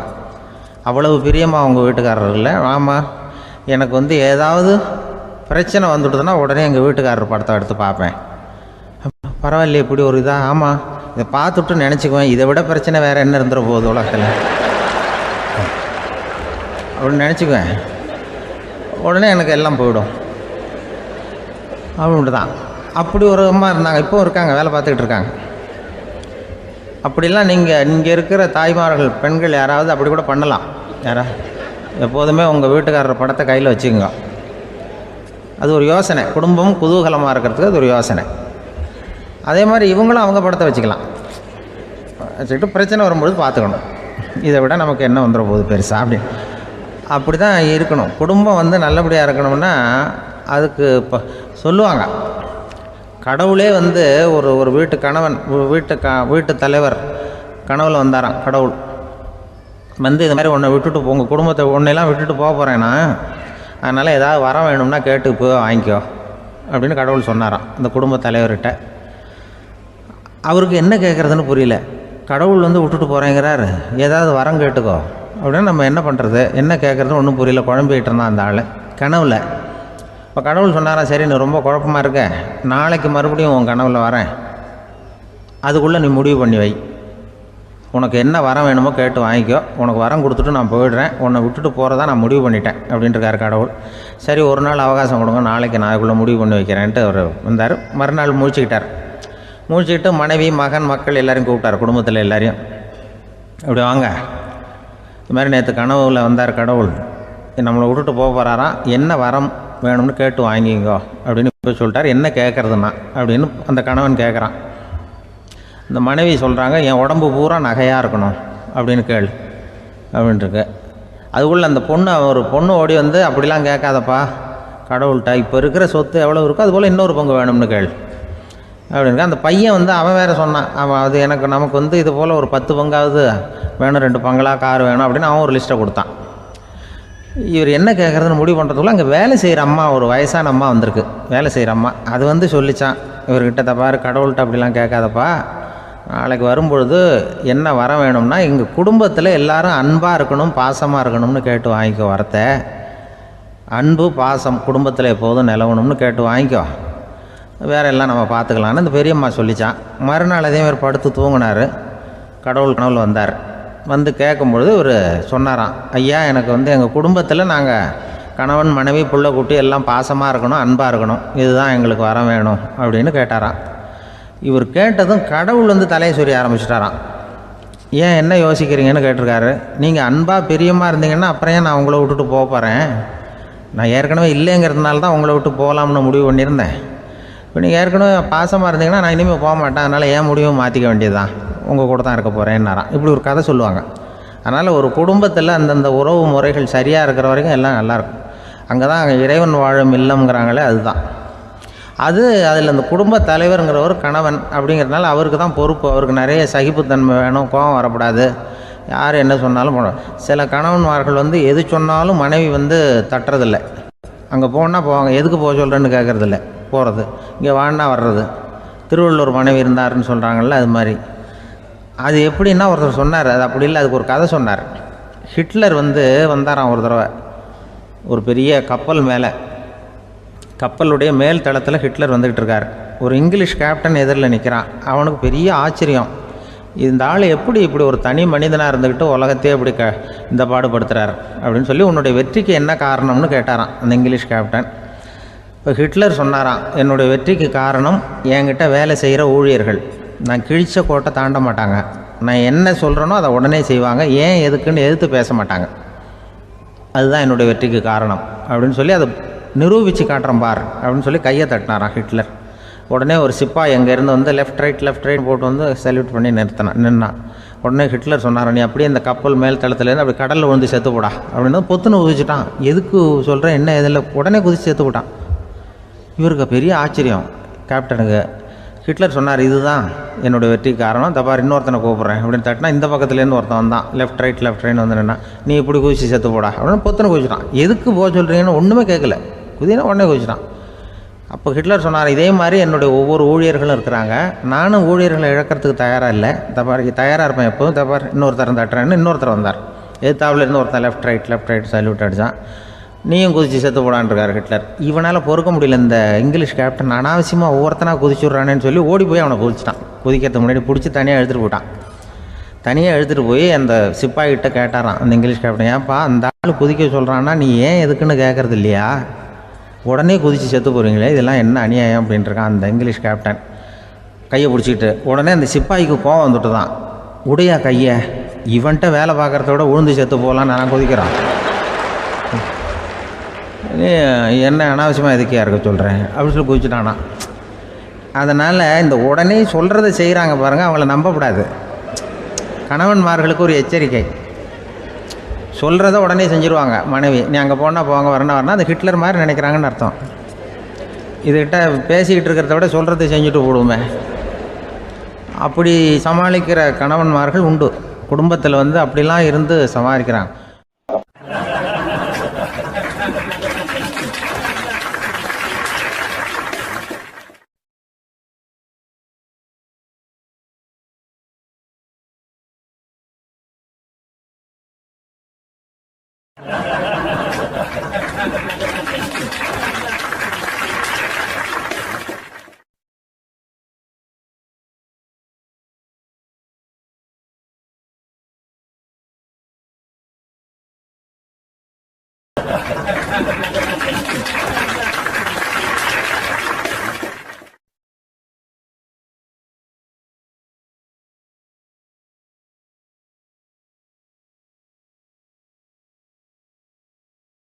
ஒரு பெரிய கிராமம். அந்த கிராமத்தில் ஒரு பண்ணையார் வீடு, அதுதான் அந்த கிராமத்திலே பெரிய வீடு. ஒரு நாள் ஒரு திருடன் அந்த கிராமத்துக்கு வந்தான், சுற்றி பார்த்தான். அந்த பண்ணையார் வீடு கண்ணில் பட்டுது. இன்னைக்கு ராத்திரி இந்த வீட்டில் தான் நம்ம தொழிலை ஆரம்பிக்கணும் அப்படின்னு சொல்லி அவன் முடிவு பண்ணிக்கிட்டான். ஏன்னா அதுதான் அந்த கிராமத்திலே கொஞ்சம் பெரிய வீடு, அங்கே தான் அவன் எதிர்பார்க்குறது ஏதாவது கிடைக்கும் அப்படிங்கிறது அவனுடைய முடிவு. நடு ராத்திரி அவன் மெதுவாக சுவர் ஏறி குதித்து அந்த பெரிய வீட்டுக்குள்ளே புகுந்தான். அங்கே போய் பார்த்தா முக்கியமான இடங்கள்ல எல்லாம் காவலுக்கு ஆள் நின்றுக்கிட்டு இருக்கிறாங்க ராத்திரி நேரத்தில். சரி, இந்த வீட்டில் நம்மால் திருட முடியாது அப்படின்னு முடிவு பண்ணிட்டு மெதுவாக வந்த வழியிலேயே திரும்பி வந்தான். அந்த சமயத்தில் காலில் ஏதோ தட்டுப்பட்டுது. என்னது அப்படின்னு சொல்லி குனிஞ்சு பார்த்தா அங்கே ஒரு பெரிய வெங்காய மூட்டை அடுக்கி வச்சிருக்கிறாங்க. சரி, வந்ததுக்கு வெறுங்கையோடு திரும்ப வேண்டாமே அப்படின்னு சொல்லி கையில் இருந்த ஒரு பெரிய பை நிறைய அதை அள்ளி போட்டுக்கிட்டான். வெங்காயத்தை போட்டுக்கிட்டு புறப்படுற சமயத்தில் கப்புன்னு கழுத்தில் ஒரு கை வந்து விழுந்தது. ஆள் மாட்டிக்கிட்டான். அதாவது காவலாளிகள் அவனை பிடிச்சி வச்சுக்கிட்டாங்க. மறுநாள் காலையில் அந்த திருடனை பண்ணையார் முன்னாடி கொண்டுட்டு போய் நிறுத்தினாங்க. ஐயா, இந்த ஆள் ராத்திரி நம்ம வீட்டில் திருடுறதுக்காக வந்தான், வெங்காயத்தை அள்ளிட்டு புறப்படுறப்போ மாட்டிக்கிட்டான் அப்படின்னாங்க. அவர் பார்த்தார், என்னப்பா இவங்க சொல்கிறது உண்மைதானான்னு கேட்டார். ஆமான்னு ஒத்துக்கிட்டான் அந்த ஆள். பண்ணையார் அதுக்கப்புறம் கொஞ்சம் யோசனை பண்ணார். அப்புறமா தீர்ப்பு வழங்கினார். இதை பார்ப்பா, நீ இங்கே திருட வந்தது குற்றம், அதுக்காக நீ 100 ரூபாய் அபராதம் செலுத்தணும், அல்லது 100 கசையடிகள் வாங்கணும். அதுவும் இல்லைன்னா நீயே திருடுன அவ்வளவு வெங்காயத்தையும் பச்சையா என் கண் முன்னாடியே சாப்பிட்டுடணும். இதில் எந்த தண்டனையை ஏற்றுக்கிறது அப்படிங்கிறத பற்றி நீயே யோசனை பண்ணி முடிவு எடுத்துக்கலாம் அப்படின்னு சொல்லிவிட்டார். அதாவது இவனே முடிவு பண்ணிக்க வேண்டியது, 100 ரூபா பணம் கட்டுறியா, இல்லது சாட்டை அடி வாங்குறியா, அல்லது வெங்காயத்தை சாப்பிட்றியா, இதுதான் அவர் கொடுத்தது, நீயே முடிவு பண்ணி சொல்லுன்னு விட்டார். திருடன் கொஞ்சம் நேரம் யோசனை பண்ணி பார்த்தான். அவனுக்கு இருக்கிறதுலே ரொம்ப சுலபமாக தெரிஞ்சது இந்த வெங்காயத்தையே சாப்பிட்டுட்றேன்ட்டான். ஐயா நான் வந்து இந்த வெங்காயத்தையே சாப்பிட்டுட்றேன், அதுதான் எனக்கு கொஞ்சம் சுலபமாக தெரியுதுன்னா சரின்னு விட்டார் பண்ணையார். அப்படியே எல்லாத்தையும் கொண்டு வந்து கொட்டினாங்க. ஒவ்வொன்றா எடுத்து சாப்பிட ஆரம்பித்தான். கொஞ்ச நேரம் சுவாரஸ்யமாக சாப்பிட்டான். அதுக்கப்புறம் வாய் எரிய ஆரம்பிச்சுட்டுது. கண்ணு ரெண்டும் செவந்து போச்சு. கண்ணில் இருந்து தார தாரையாக கண்ணீர் வழிய ஆரம்பிச்சுட்டுது.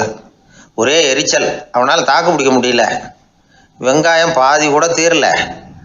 பார்த்தான், சரி இது நமக்கு சரிப்பட்டு வராது அப்படின்னு முடிவு பண்ணிட்டான். ஐயா என்னை மன்னிச்சுக்கோங்க, இது என்னால் முடியாது போல இருக்கு, பேசாமல் எனக்கு 100 ஷார்ட் ஐடியா கொடுத்துருங்க அப்படின்னா.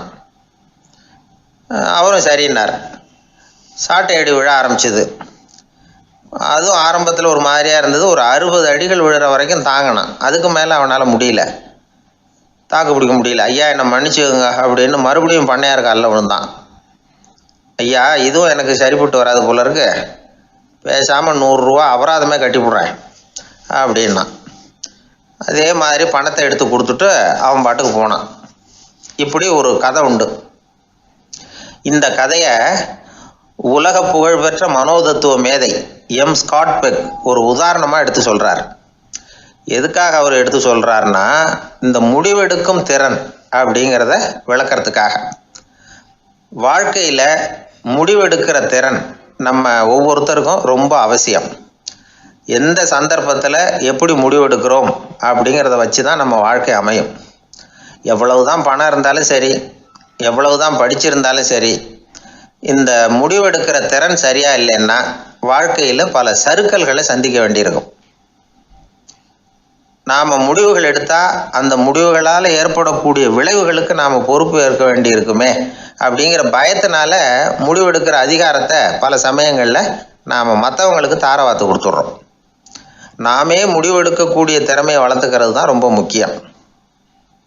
ஒருத்தர் சொன்னார், சார் சின்ன சின்ன பிரச்சனைகள்ல எல்லாம் எங்கள் வீட்டில் என் மனைவி முடிவு எடுக்க விட்டுருவேன், பெரிய பிரச்சனைகள்ல எல்லாம் நான் தான் முடிவெடுப்பேன் அப்படின்னார். பரவாயில்லையே அப்படின்னு சொல்லி சின்ன சின்ன பிரச்சனைகள்னா எதுங்க அப்படின்னு கேட்டேன். ஒன்றும் இல்லை, இந்த வீட்டு வருமானத்தை பெருக்கிறது எப்படி, வீட்டு செலவை சரி கட்டுறது எப்படி, வீட்டு செலவுக்கு வாங்கியிருக்கிற கடனை அடைக்கிறது எப்படி, இதெல்லாம் சின்ன சின்ன பிரச்சனைகள், என் மனைவிகிட்ட முடிவெடுக்கிற விஷயத்தை விட்டுருவேன்னார். பெரிய பிரச்சனை தான் நான் எடுத்துக்குவேன்னார். அப்படின்னா பெரிய பிரச்சனைன்னா எது சார் அப்படின்னு கேட்டேன். அது என்னென்னா, இந்த உலக பொருளாதாரத்தை மேம்படுத்துறது எப்படி, 21ஆம் நூற்றாண்டில் என்னென்ன சவால்களை சந்திக்க வேண்டியிருக்கும் உலகம், இதெல்லாம் நான் பார்த்துக்குவேன் அப்படின்னார். பாருங்கள், இது பிரச்சனைகள்லேருந்து தப்பிக்கிற வழி. அதனால் வாழ்க்கையில் பிரச்சனைகளை சந்திக்கிறதுக்கு தயங்கப்படாது. அதே மாதிரி சரியான நேரத்தில் சரியான முடிவு எடுக்கிறதுக்கு நாம் கற்றுக்கணும். அது ரொம்ப முக்கியம்.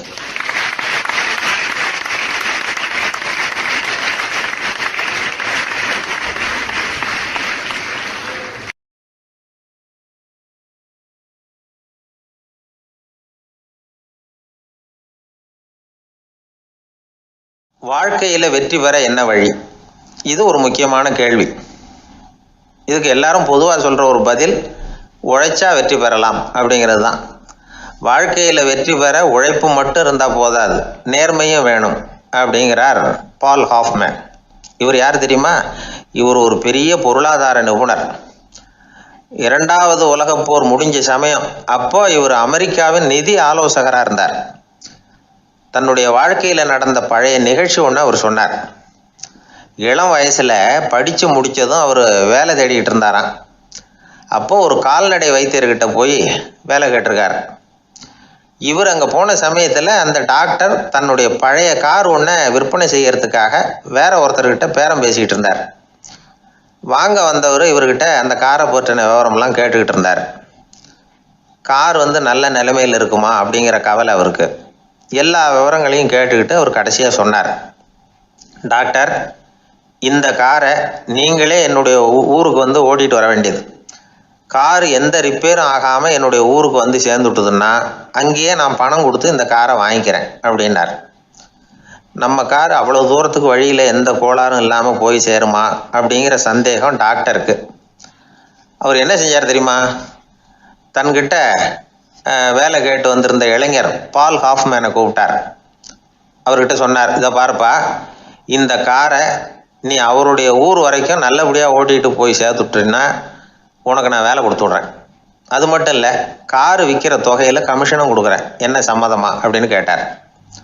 ஹாஃப்மேன் யோசனை பண்ணார். அதுக்கப்புறம் சரின்னு சொல்லி சம்மதிச்சார். கொஞ்ச நேரத்தில் அவரும் கார் வாங்க வந்தவரும் புறப்பட்டாங்க. இவர் ரொம்ப சிரமப்பட்டு வழியில் எங்கேயும் நிறுத்தாமல் காரை ரொம்ப சாமர்த்தியமாக ஓட்டிகிட்டு போய் சேர்த்துட்டார். இவரை அழைச்சிக்கிட்டு வீட்டுக்குள்ளே போனார். அப்புறம் கேட்டார், இதை பார்ப்பா, இப்போ சொல்லு, இந்த காரோட நிலைமை இப்போ எப்படி இருக்குது? உண்மையிலேயே இது நல்ல நிலைமையில் இருக்குதா? உன்னுடைய மனசாட்சிப்படி பதில் சொல் அப்படின்னார். இவரும் உடனே காரு நல்ல நிலைமையில தான் இருக்குது அப்படின்னு சொல்கிறதுக்கு வாயை திறந்தார். அதுக்குள்ளே பார்வை எதிரில் உள்ள சுவர் மேலே பட்டுது. அங்கே இயேசுநாதர் படம் ஒன்று மாட்டியிருந்தாங்க. அதுக்கு அடியில் எழுதியிருந்த வாசகம் என்னன்னா, நீ பேசும் ஒவ்வொரு வார்த்தையையும் இயேசு கவனித்து கொண்டிருக்கிறார் அப்படின்னு இருந்தது. அந்த வரிகளை பார்த்தார். உடனே காரு சரியில்லை அப்படிங்கிற உண்மையை சொல்லிவிட்டார். இவர் இப்படி சொன்னதும் இவரை ரொம்ப ஆச்சரியமாக பார்த்தார். இவர்கிட்ட இருந்த நேர்மை அவரை சிந்திக்க வச்சது. உன்னுடைய நேர்மையை பாராட்டுறேன், உனக்கு கமிஷன் கிடைக்கணுங்கிறதுக்காகவே நான் இந்த காரை வாங்கிக்கிறேன்னார். இப்போ அவர் திகைச்சு போய் நின்னார். மறுபடியும் அவர் சொன்னார், நீ காரை ஓட்டிகிட்டு வரும்பொழுதே உன்னுடைய திறமையை பார்த்தேன், உனக்கு விருப்பம் இருந்தால் நீ என்கிட்டயே வேலைக்கு சேர்ந்துடலாம் அப்படின்னார். பால் ஹாஃப்மேன் அவர்கிட்ட வேலைக்கு சேர்ந்தார். படிப்படியாக முன்னேறினார். கடைசியில் பார்த்தீங்கன்னா அமெரிக்காவினுடைய நிதி ஆலோசகராக ஆனார். அதுக்கப்புறம் அவர் அந்த பழைய சம்பவத்தை எப்பவும் மறக்கிறதில்ல, அடிக்கடி சொல்கிறது உண்டு. அதனால் இதிலேருந்து நாம் தெரிஞ்சுக்க வேண்டியது என்னென்னா, வாழ்க்கையில் முன்னுக்கு வரணும்னா உழைப்பு மட்டும் போதாது, நேர்மையும் வேணும். ஆனால் இந்த காலத்தில் சிலருடைய நேர்மை நமக்கு ஆச்சரியமாக கூட இருக்கும். ஒருத்தர் புஸ்தக கடை வச்சுருந்தார். ரொம்ப நேரமாக தேடி ஒரு புத்தகத்தை கையில் எடுத்தார். அதுக்கு பில் போட சொன்னார். அந்த புத்தக கடைக்கு வந்த இன்னொருத்தர் பில் போடுறவர், சார் இந்த புத்தகம் மகா அறுவை, மகா மட்டம், இது வேணாம் உங்களுக்கு, வேற ஏதாவது ஒன்று பாருங்கன்னார். புத்தக கடை வச்சிருக்கிறவரே இப்படி சொன்னார். வாங்க வந்தவர் இவர் ஆச்சரியமாக பார்த்தார். உங்கள் நேர்மையை பாராட்டுறேன், அது சரி, இந்த புத்தகத்தை ஏற்கனவே நீங்கள் படித்து பார்த்துட்டீங்களான்னு கேட்டார். அதை படித்து வேற பார்க்கணுமான்னார். அப்புறம் எப்படி இது மகா மட்டம்னு சொல்கிறீங்க அப்படின்னார். அதை எழுதினவனே நான் தான் சார் அப்படின்னார் அவர். இது ஒரு விதமான நேர்மையை ஒத்துக்கிறது. எப்படி இருந்தாலும் வாழ்க்கையில் உழைப்பும் நேர்மையும் உயர்வதற்கு வழிகள். உழைப்பை விட நேர்மை முக்கியம் அப்படிங்கிறத புரிந்து கொண்டால் வாழ்க்கையில் வெற்றி நிச்சயம்.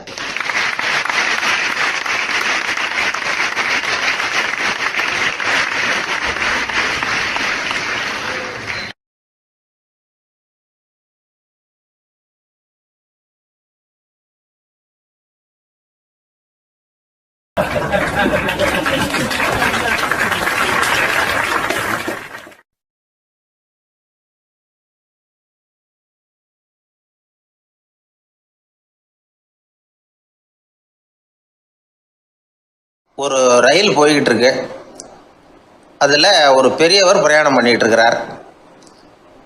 எதிரில் ஒரு பெரிய அதிகாரி, ஐஏஎஸ் ஆஃபீஸர் உட்காந்துருக்கிறார்.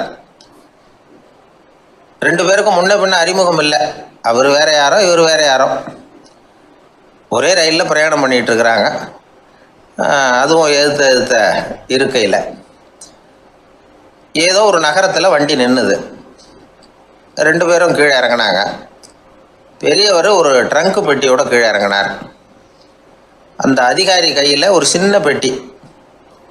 அவர் அந்த சின்ன பெட்டியை கீழே வச்சுட்டு கூலி கூலின்னு கத்திக்கிட்டு இருந்தார். இந்த பெரியவர் பார்த்தார். ஐயா, இந்த பெட்டி மட்டும்தானா, இல்லை இன்னும் ஏதாவது இருக்குதா அப்படின்னு விசாரித்தார். இப்போ அதிகாரி சொன்னார், இல்லைங்க இது மட்டும்தான் அப்படின்னு சொன்னார். இதுக்கு என்னத்துக்காக கூலி ஆள், நானே எடுத்துக்கிட்டு வரேனே, வாங்க அப்படின்னு சொல்லி அந்த பெட்டியை இந்த பெரியவர் கையில் எடுத்துக்கிட்டார். எடுத்ததும் ரெண்டு பேரும் பேசிக்கிட்டே நடந்து வராங்க. இப்போ பெரியவர் சொன்னார், இப்போ உள்ள நாகரிகம் எப்படி இருக்குன்னா, சுமை கால் பணம், சுமக்கூலி முக்கால் பணம் அப்படிங்கிற மாதிரி இருக்குது. பணத்தை வீணாக்கிறதோட இது கௌரவம்னு வேற நினைக்கிறாங்க அப்படின்னார். அவர் சொல்கிறது சரிதான். 10 ரூபாய் மதிப்புள்ள ஒரு சுமையை 30 ரூபா கொடுத்து தூக்கிட்டு போவோம். நாமே அதை தூக்கினா நமக்கு கௌரவ குறைச்சல் அப்படின்னு நினைப்போம். இதுதான் நம்ம நிலைமை. ஆனால் அந்த பெரியவர் என்ன சொன்னார் தெரியுமா? நீங்கள் எங்கே போகணுமோ அது வரைக்கும் நானே இதை எடுத்துகிட்டு வரேன் அப்படின்னார். அந்த அதிகாரி பக்கத்தில் உள்ள ஒரு ஹோட்டல் வரைக்கும் போனார். பெரியவரும் அங்கே கொண்டுட்டு போய் பெட்டியை வச்சார். உடனே அந்த பெரிய அதிகாரி அவருக்கு பணம் கொடுக்கறதுக்காக பர்ஸை எடுத்தார்.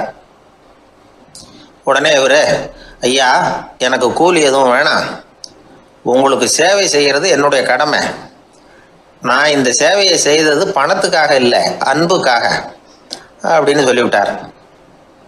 அதுக்கப்புறம் அவர் நன்றினார். 2 பேரும் பிரிஞ்சுட்டாங்க. இது முடிஞ்சது. அன்னைக்கு சாயந்தரம் அங்கே ஒரு பெரிய கூட்டம் நடக்குது. இந்த அதிகாரியும் அந்த கூட்டத்துக்கு போகிறார். மக்கள் கூட்டம் ரொம்ப அதிகம். அதனால் இந்த அதிகாரியும் ஒரு ஓரமாக உட்காந்துக்கிட்டார். அப்புறம் கொஞ்ச நேரத்தில் இந்த முக்கிய விருந்தினர் பேசுகிறதுக்காக வரார் மேடைக்கு. மேடையில் இருந்த பெரியவங்கள்லாம் எழுந்திரிச்சு நின்று அவருக்கு மாலை போட்டு மரியாதை செய்கிறாங்க. எங்கேயோ ஒரு மூலையில் உட்காந்துருந்தார் அதிகாரி. அவர் இதை கவனித்தார். அவருக்கு ரொம்ப ஆச்சரியம், அதிர்ச்சி. ஏன்னா அங்கே பேச வந்த முக்கிய விருந்தினர் வேற யாரும் இல்லை, இன்னைக்கு காலையில் இவர் பெட்டியை தூக்கிட்டு வந்தார் பெரியவர், அவர் தான். சரி, அந்த பெரியவர் யார் தெரியுமா? அவர் தான் ஈஸ்வர சந்திர வித்யாசாகர். கூட்டம் முடிஞ்சது. அதிகாரி அவரை தேடி ஓடினார். அவர் கைகளை பிடிச்சிக்கிட்டார். ஐயா, என்னை மன்னிச்சுருங்க அப்படின்னாரு. அப்புறம் சொன்னார், அகங்காரங்கிற கெட்ட புத்தி தான் உண்மையை கண்கள்ல இருந்து மறைக்குது. அகங்காரம் தான் மனுஷனை அழிக்குது. நீங்கள் ரொம்ப பெரிய மனிதர், இருந்தாலும் மனிதத்தன்மையோடு நடந்துக்கிறீங்க. இந்த அன்பு, தயவு, பொறுமை இதெல்லாம் இல்லைன்னா மனிதனாக இருக்கிறதுல என்ன பிரயோஜனம் அப்படின்னு சொல்லிவிட்டு அந்த அதிகாரி போனாராம். மனிதத்தன்மைன்னா என்ன அப்படிங்கிற கேள்விக்கு இந்த பெரியவர் ஒரு உதாரணம். இப்பெல்லாம் அப்படியா இருக்கிறாங்க? ஒரு பெரியவர் ஒரு பெட்டியை தூக்கிட்டு வந்துக்கிட்டு இருக்கிறார். ஒரு இளைஞன் ஓடி வந்தான். கொடுங்க சார், நான் தூக்கிட்டு வரேன்னா. கொடுத்தார். வாங்கி தலையில் வச்சுக்கிட்டான். அப்புறம் சொன்னான், அடுத்தவங்க சிரமப்படக்கூடாதுங்கிறது என்னுடைய கொள்கை அப்படின்னா. அது நல்லது தான்னார் அவர். கடைசியில் பெட்டியை கொடுத்தான். வாங்கிக்கிட்டு பர்ஸை திறந்தார் பணம் கொடுக்கறதுக்காக. வேணாங்க அப்படின்னு விட்டான் அந்த இளைஞன். ஏன்னார், நான் சொன்னேன் அடுத்தவங்க சிரமப்படக்கூடாதுங்கிறது என்னுடைய கொள்கைன்னு. அதனால் உங்களுக்கு சிரமம் கொடுக்கக்கூடாதுங்கிறதுக்காக வரும்பொழுது நானே உங்கள் பர்ஸை எடுத்து வேணுங்கிற பணத்தை எடுத்துக்கிட்டு திருப்பி உங்கள் பாக்கெட்லேயே போட்டுட்டேன் அப்படின்னா. இப்படி இருக்குது இந்த காலம். அதனால் வாழ்க்கையில் அன்பு, தயவு, பொறுமை இதெல்லாம் ரொம்ப அவசியம் அப்படிங்கிறத நாம் புரிஞ்சுக்கணும்.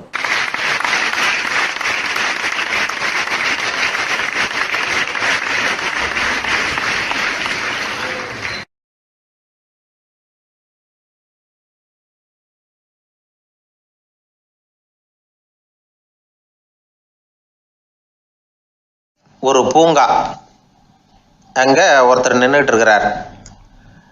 நின்றுக்கிட்டே ஏதோ ஆழ்ந்த யோசனையில் இருக்கிறார். அந்த பக்கமாக இன்னொருத்தர் வந்தார். இவரை கவனித்தார்.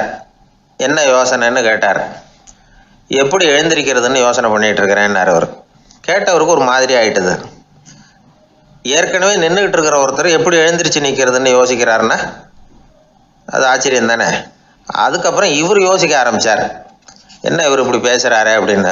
கீழே விழுந்தால் தானே எழுந்திரிச்சு நிற்க முடியும். அதனால் எழுந்திரிக்கணும்னு நினைக்கிறவங்க முதல்ல கீழே விழணும். இவர் முதல்ல கீழே விழணும், அதுக்கப்புறம் தான் எழுந்திருக்கிறது எப்படின்னு சிந்திக்க முடியும். இந்த உலகத்தில் எல்லாருமே கீழே விழுந்து எழுந்தவர்கள் தான். இப்போ இந்த குழந்தை பருவத்தில் கீழே விழாமல் நடைபயில கற்றுக்கிட்டவங்க யாராவது உண்டா? சின்ன வயசில் ஒரு தடவை கூட கீழே விழலை சார், அப்படியே பிறந்தார், வளர்ந்தார், பெரியவர் ஆயிட்டார் அப்படின்னு யாரையும் சொல்ல முடியாது. அதனால் மனுஷங்கிறவன் விழுந்து புரண்டு எழுந்து தான் நடக்க கற்றுக்கிறான். ஒரு உண்மையை நாம் எல்லாரும் புரிஞ்சுக்கணும். இந்த உலகத்தில் தவறு செய்யாத மனிதர்களே யாரும் கிடையாது. அப்படி இருக்கிறப்போ எப்போதாவது நாம் தவறு பண்ணிவிட்டோம்னா அதுக்காக மனசு உடஞ்சி போயிடக்கூடாது, வாழ்க்கையில் வெறுப்பு வந்துடக்கூடாது. ஒரு தவறு நடந்துவிட்டுதா அதுக்காக மனசு உடஞ்சி போடாதீங்க, அதை ஒரு பாடமாக எடுத்துக்கங்க. அதே தவறு மறுபடியும் நடக்காமல் வேணும்னா பார்த்துக்கலாம், அது போதும். தடைக்கல்ல படிக்கெல்லாம் மாற்றிக்கணும். இதுதான் இதில் முக்கியம். ஒரு அலுவலகம், அங்கே ஒரு அதிகாரி, அவர் உயர்ந்த பதவியில் இருந்தார். சிறந்த நிர்வாகின்னு பேர் வாங்கினவர் அவர். அவர் தனக்கு கீழே வேலை செய்கிறவங்க கிட்டெல்லாம் சொல்லுவாராம், இந்த நிறுவனத்தில் நீங்கள் எத்தனை தடவை வேணும்னாலும் தவறுகள் செய்யலாம், ஆனால் ஒன்று, ஒரே விஷயம் என்னென்னா ஒரே தவறை மறுபடியும் செய்யக்கூடாது, அது முக்கியம் அப்படின்பாரான். இதை மேம்போக்காக பார்த்தா அவர் ஏதோ தன்னுடைய ஊழியர்களை தவறு செய்ய தூண்டுறது மாதிரி தெரியும். ஆனால் உண்மை அப்படி இல்லை. இன்னைக்கு என்ன நடக்குது தெரியுமா? அநேகமாக எல்லா மனிதர்களுமே ஒரே தவறை தான் மறுபடியும் மறுபடியும் செய்கிறாங்க. விளையாட்டு வீரர்கள் ஒரே மாதிரியான தவறுகளை திரும்ப திரும்ப செய்கிறது உண்டு. கணக்கு எழுதுகிறவங்கள பாருங்கள், ஒரே தப்பை மறுபடியும் மறுபடியும் செய்வாங்க. அலுவலகம் வருகிறவர்களை கவனிங்க, ஒரு நாள் தாமதமாக வந்தால் பரவாயில்ல, தினமும் தாமதமாக வருவாங்க. இது மாதிரி செய்த தவறையே திரும்ப திரும்ப செய்கிறதுக்கு என்ன காரணம் அப்படின்னா, சோம்பல், ஞாபக மறதி, கவனக்குறைவு, தன்னுடைய திறமை பேரில் அளவுக்கு மீறிய நம்பிக்கை, இப்படி இதில் ஏதாவது ஒரு காரணமாக இருக்கலாம் அப்படிங்கிறாங்க இது பற்றி ஆய்வு செய்கிற வல்லுநர்கள். ஒரு தடவை செஞ்ச தவிர மறுபடியும் செய்கிறது இல்லைன்னு முடிவு செஞ்சுக்கிட்டு அதை செயல்படுத்த கற்றுக்கணும். அது போதும், வாழ்க்கை வெற்றிகரமாக அமையும் அப்படிங்கிறாங்க அந்த அனுபவசாலிகள். அதனால் வெற்றிகரமாக வாழ்க்கையில் நடைபோட விரும்பும் இளைஞர்கள் தவிர்க்க வேண்டியது என்னென்னா, முதல்ல சோம்பலை தவிருங்கள், சுறுசுறுப்பாக இயங்குங்கள் அப்படிங்கிறது அவங்க அறிவுரை. ரெண்டாவது ஞாபக மறதி, எந்த செயல்லையும் ஈடுபாடு வேணும், அக்கறை வேணும். மூணாவது கவனக்குறைவு, எதையும் அலட்சியப்படுத்தக்கூடாது. நாலாவது என்னால் முடியாதது எதுவுமே கிடையாது அப்படிங்கிற அளவுக்கு மீறிய நம்பிக்கை, அது ஆபத்தில் கொண்டு போய் விட்டுரும். அதனால் முதல் தவறு உங்களுக்கு ஒரு பாடமாக அமையணும். ஒரு மனிதர் அவர் தன்னுடைய 2 காதுலையும் கட்டு போட்டுக்கிட்டு வந்தார். அவருடைய நண்பர் அதை கவனிச்சுட்டார். என்ன சார் ஆச்சு, 2 காதுலையும் கட்டு போட்டுருக்கீங்களே அப்படின்னு விசாரித்தார். ஒன்றுமில்லை சார், வீட்டில் ரொம்ப ஆர்வமாக டிவியில் கிரிக்கெட் மேட்ச் பார்த்துக்கிட்டு இருந்தேன். அப்போது என்னுடைய மனைவி துணிகளுக்கு அயர்ன் பண்ணிகிட்டு இருந்தாங்க. அயர்ன் பாக்ஸை அப்படியே வச்சுட்டு அடுப்பங்கரைக்கு போயிட்டாங்க. அந்த சமயம் பார்த்து டெலிஃபோன் பண்ணி அடிச்சுது. அவசரமாக ஓடி போய் அதை எடுத்து காதில் வச்சேன். அப்போ தான் தெரியும் அது அயர்ன் பாக்ஸுங்கிற விஷயம். சூடாக இருந்ததா, சுட்டு விட்டுது அப்படின்னார். ஒரு காது சரி சார், 2 காதும் ஏன் அப்படி ஆச்சு அப்படின்னு கேட்டார். அதே ஆள் மறுபடியும் ஃபோன் பண்ணா சார் அப்படின்னார் இவர். எவ்வளோ தூரம் யோசிச்சிருப்பார் பாருங்க. அதனால் ஒரு தவறு மறுபடியும் நடக்கக்கூடாது. முதல் தவறு உங்களுக்கு ஒரு பாடமாக அமையட்டும் அப்படிங்கிறது தான் இதிலிருந்து நாம் தெரிந்து கொள்ள வேண்டிய கருத்து. அதனால் தவறுகள் அதெல்லாம் தடைக்கெல்லாம் நினைக்க வேண்டாம், படிக்கெல்லாம் நினைப்போம். அப்படி நினைச்சோம்னா வாழ்க்கையில் வெற்றி நிச்சயம்.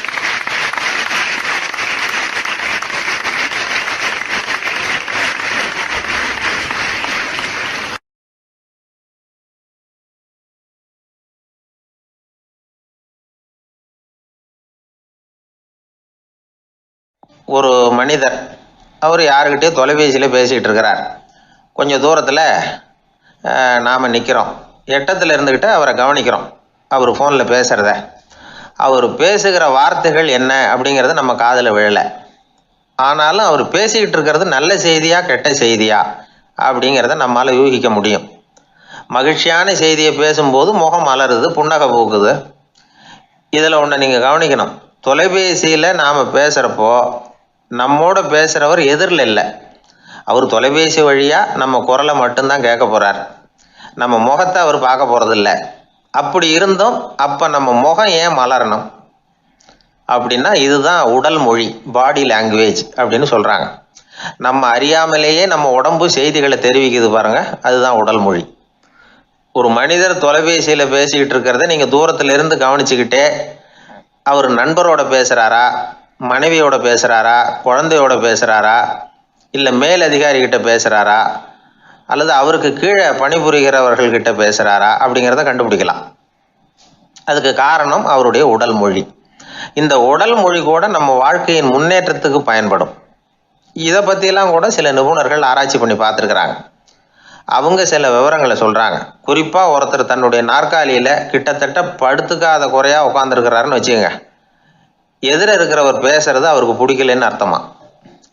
தலையை சொரிஞ்சிக்கிறது, வேறு வேறு திசைகளில் பார்க்குறது, கொட்டாவி விடுறது, கால்களை மாற்றி போட்டு உட்கார்றது, களைப்பாக கை விரல்களை அப்படியே பின்னிக்கிறது, அடிக்கடி கடிகாரத்தை பார்க்குறது, இப்படிலாம் ஒருத்தர் பண்ணிக்கிட்டு இருக்கிறாருன்னா நாம் கூடிய சீக்கிரம் அந்த இடத்த விட்டு எழுந்திரிச்சு வந்துடுறது நல்லது. ஏன்னா இதெல்லாம் அவருடைய சலிப்பு, சோர்வு, ஆர்வமின்மை, இதுக்கு அடையாளங்கள். நம்முடைய பேச்சு அவரை சலிப்படைய வச்சுட்டுதுன்னு அர்த்தம். அவர் ரொம்பவும் சோர்ந்து போயிட்டாருன்னு பொருள். நம்முடைய பேச்சில் அவருக்கு ஆர்வம் இல்லைன்னு அர்த்தம். அதே நேரத்தில் நாற்காலியின் நுனியில் அமர்ந்து உடலை முன்னுக்கு நகர்த்தி எதிர இருக்கிறவரின் கண்களை பார்த்துக்கிட்டே பேசினாலும் சரி அல்லது பேச்சை கேட்டாலும் சரி, உங்கள் பேரில் மற்றவங்களுக்கு உள்ள பிடிப்பு அதிகரிக்கும். நாம் எப்படிப்பட்டவருங்கிறத நம்ம உடம்பும் நடை உடை பாவனையும் அடுத்தவங்களுக்கு காட்டி கொடுத்துரும். உங்கள் உடம்பு, உங்கள் பார்வை, நடை, உட்கார்ற விதம், இதை வச்சுக்கிட்டே நீங்கள் பொறுப்புள்ளவரா, முரடரா, அலட்சியமானவரா, மரியாதை தெரிஞ்சவரா, அடக்கமானவரா, நம்பிக்கைக்கு உரியவரா, நாணயம் இல்லாதவரா, பயந்தவரா, திறமைசாலியா, அப்பாவியா அப்படிங்கிறதையெல்லாம் கண்டுபிடிச்சிடலாம். அதனால் இந்த உடல் மொழியை புரிஞ்சுக்கிட்டு நம்மளை கொஞ்சம் சரிப்படுத்திக்கிட்டோம்னா வாழ்க்கையில் சுலபமாக பல காரியங்களை சாதிக்க முடியும்.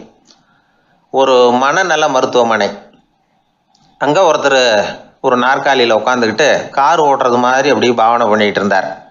ஸ்டியரிங்கை திருப்புறது மாதிரி, பின்னாடி வர்ற வண்டியை நிற்க சொல்கிறது மாதிரி, அப்புறம் இவர் ஒதுங்கிக்கிட்டு அவருக்கு வழி விடுறது மாதிரி, இப்படிலாம் சேட்டைகள் பண்ணிக்கிட்டு இருந்தார் மனநல மருத்துவமனையில்.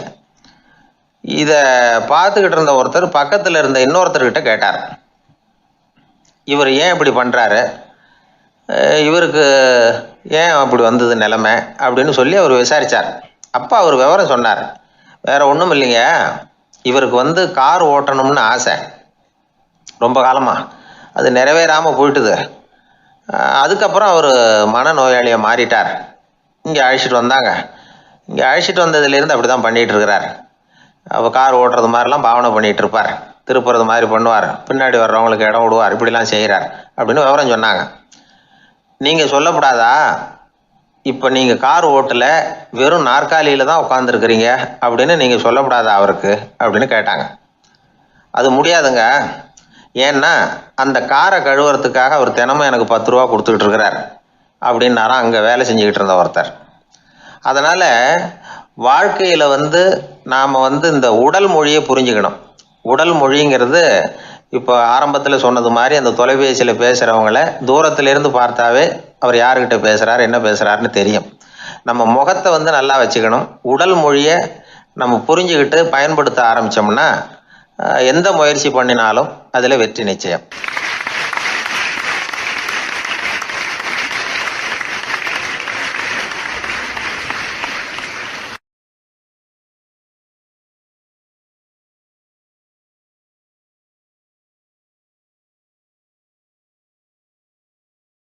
நபிகள் நாயகம் உட்கார்ந்துருக்கிறார். அந்த சமயம் அம்மா அங்க வர்றாங்க. அவங்க கையில திராட்சை பழ கொத்து, அதை கொண்டுகிட்டு நபிகள் கிட்ட கொடுக்குறாங்க. சாப்பிடுங்க அப்படின்னு சொல்லி ரொம்ப அன்பா வேண்டிக்கிறாங்க. நபிகள் நாயகமும் ரொம்ப பிரியமா அதை வாங்கிட்டார். அதுக்கப்புறம் அதை சாப்பிட ஆரம்பிச்சார். நபிகள் நாயகம் மதீனாவில் தங்கி இருந்தப்போ இது மாதிரி நிறைய பேர் பழங்களையும் தின்பண்டங்களையும் கொண்டுகிட்டு கொடுக்கறது வழக்கம். நபிகள் நாயகம் என்ன பண்ணுவார்னா அதெல்லாம் வாங்குவார். உடனே பக்கத்தில் இருக்கிற தோழர்கள் எல்லாருக்கும் பகிர்ந்து கொடுப்பார், தானும் சாப்பிடுவார். இதுதான் எப்போதும் வழக்கம். ஆனால் இந்த தடவை என்னாச்சு தெரியுமா, அவர் அப்படி பண்ணல. ஒவ்வொரு பழமா எடுத்து தானே சாப்பிட்டுக்கிட்டு இருக்கிறார். அவர் விருப்பமா சாப்பிடுகிற காட்சியை ஆசை தீர பார்த்துக்கிட்டு இருந்தாங்க அந்த வயசான அம்மா, அந்த பழத்தை கொடுத்தவங்க. அவங்களுக்கு ரொம்ப மகிழ்ச்சியா இருந்தது, மன நிறைவா இருந்தது. நாம ஆசையா கொண்டுகிட்டு கொடுக்குற பழத்தை நபிகள் நாயகம் இவ்வளவு பிரியமா சாப்பிட்றாரு அப்படின்னு நினைச்சு ரொம்ப சந்தோஷப்பட்டாங்க. அதுக்கப்புறம் அங்க இருந்து அவங்க புறப்பட்டு போயிட்டாங்க. அந்த அம்மா போனதுக்கு அப்புறம் பக்கத்துல இருந்த தோழர்கள் பேச ஆரம்பிச்சாங்க. ஏன்னா அவங்களுக்கு சந்தேகம், இன்னைக்கு வித்தியாசமா நடந்துகிட்டாரே அப்படின்னு. அண்ணலே, எது உங்களுக்கு வந்தாலும் எங்க எல்லாருக்கும் கொடுத்துட்டு தான் நீங்க சாப்பிடுவீங்க, இன்னைக்கு மட்டும் நீங்க அப்படி செய்யலையே, எல்லா பழத்தையும் நீங்களே சாப்பிட்டீங்களே, அதுக்கு என்ன காரணம் அப்படின்னு கேட்டாங்க. இப்படி கேட்கறதுனால நாயகம் அதை தப்பா புரிஞ்சுக்க மாட்டார் அப்படிங்கிறது அவங்களுக்கு தெரியும். யாரும் எதையும் அவர்கிட்ட கேட்கலாம், அப்படி கேட்கறதுக்கு உரிமை உண்டு. இந்த ஜனநாயக முறைகளுக்கு அவர்கள் கொடுத்த மரியாதை இது. தோழர்களின் கேள்விக்கு நபிகள் பதில் சொல்ல ஆரம்பிச்சார். நண்பர்களே, அந்த அம்மா ரொம்ப பிரியமா அந்த பழங்களை என்கிட்ட கொண்டுகிட்டு கொடுத்தாங்க. முதல்ல ஒரு பழத்தை எடுத்து வாயில போட்டு பார்த்தேன், அது ரொம்ப புளிப்பா இருந்தது, சாப்பிடுறது ரொம்ப கஷ்டம். உங்ககிட்ட யாருக்காவது அதை கொடுத்துருந்தா அதுல வாயில போட்டதும் புளிப்பு தாங்காம முகம் சுழிச்சிருப்பீங்க. அதை அந்த அம்மா பார்த்துட்டாங்கன்னா வருத்தப்பட்டிருப்பாங்க. ஆசையா கொண்டுகிட்டு நமக்கு கொடுத்துருக்குறாங்க, அவங்க அன்பான மனசை நோகடிக்கிறதுக்கு நான் விருப்பப்படலை. அதனால முகம் சுளிக்காம சாப்பிடணுமேங்கிறதுக்காகத்தான் அந்த பழங்கள் பூராவே நானே சாப்பிட்டுட்டேன் அப்படின்னு புன்முறுவலோட பதில் சொன்னாராம் நபிகள் நாயகம். இன்னொருத்தர் மனசு புண்படக்கூடாதுங்கிறதுக்காக புளிப்பையும் இனிப்பா ஏற்றுக்கொள்ளுகிற பண்பாடு இருக்கு பாருங்க, அது ஒரு பெரிய நாகரிகம். அது எல்லாருக்கும் சுலபமா வந்துடாது. நல்லா இருக்கிற பழத்தையே என்ன இவ்வளவு மோசமா இருக்குன்னு சொல்லுகிறவர்கள் தான் நம்ம கிட்ட அதிகம். இந்த காலத்துல இல்வாழ்க்கையில இந்த நாகரிகத்தை சில பேர் கடைபிடிக்கிறது உண்டு. நல்லா இருக்க இல்லையோ முகம் சுளிக்காம சாப்பிட்ருவாங்க. ஏன்னு கேட்டா, எதுக்காக சார் வீண் வம்பு, ஏதோ நமக்குன்னு கொடுத்து வச்சது அவ்வளவுதான் அப்படின்னு நினைச்சுக்கிட்டு போக வேண்டியது தானே அப்படிம்பாங்க. இவங்கெல்லாம் கூட ஒரு விதத்துல பண்பாடு தெரிஞ்சவர்கள் தான். ஒரு ஆளு ஊரெல்லாம் சுத்தி விட்டு கடைசியில அழுத்து போய் ஒரு ஹோட்டலுக்குள்ள நுழைஞ்சானான். ரொம்ப களைப்பா இருந்தது அவனுக்கு. அதனால ரொம்ப களைப்படைஞ்சு போய் ஒரு நாற்காலியில போய் உட்காந்துருக்கிறான். இவனை பார்த்துதான் சர்வர் ஓடி வந்தார். சார் உங்களுக்கு என்ன வேணும்னு கேட்டார். எனக்கு தேவை 2 தோசையும் கொஞ்சம் அன்பான வார்த்தைகளும் அப்படின்னா. சர்வர் உள்ள போனார், 2 தோசையை கொண்டாந்து வச்சார். அன்பான வார்த்தை கேட்டனே அப்படின்னா இவன். சர்வர் ரொம்ப பணிவா குனிஞ்சு இவன் காதோரமா சொன்னார், ஐயா இந்த தோசையை சாப்பிட்றாதீங்க, புளிச்சு போன பழைய மாவு அப்படின்னார். இது பாருங்க, அன்பான வார்த்தையும் 2 தோசையும் கேட்டார், கொண்டாந்து கொடுத்துட்டார். இப்படி இருக்கிறவர்களும் இன்றைய மனிதர்கள்ல அதிகம். அதனால மனிதர்கள் ஒவ்வொருத்தரும் ஒவ்வொரு விதம். நம்ம கிட்ட பிரியமா நடந்துகிறவர்கள் மனம் கோணும்படி நாம் நடந்து கொள்ளக்கூடாது அப்படிங்கிறது தான் நபிகள் நாயகம் அவருடைய செயல் மூலமா நமக்கு உணர்த்தி இருக்கிற வாழ்வியல் உண்மை.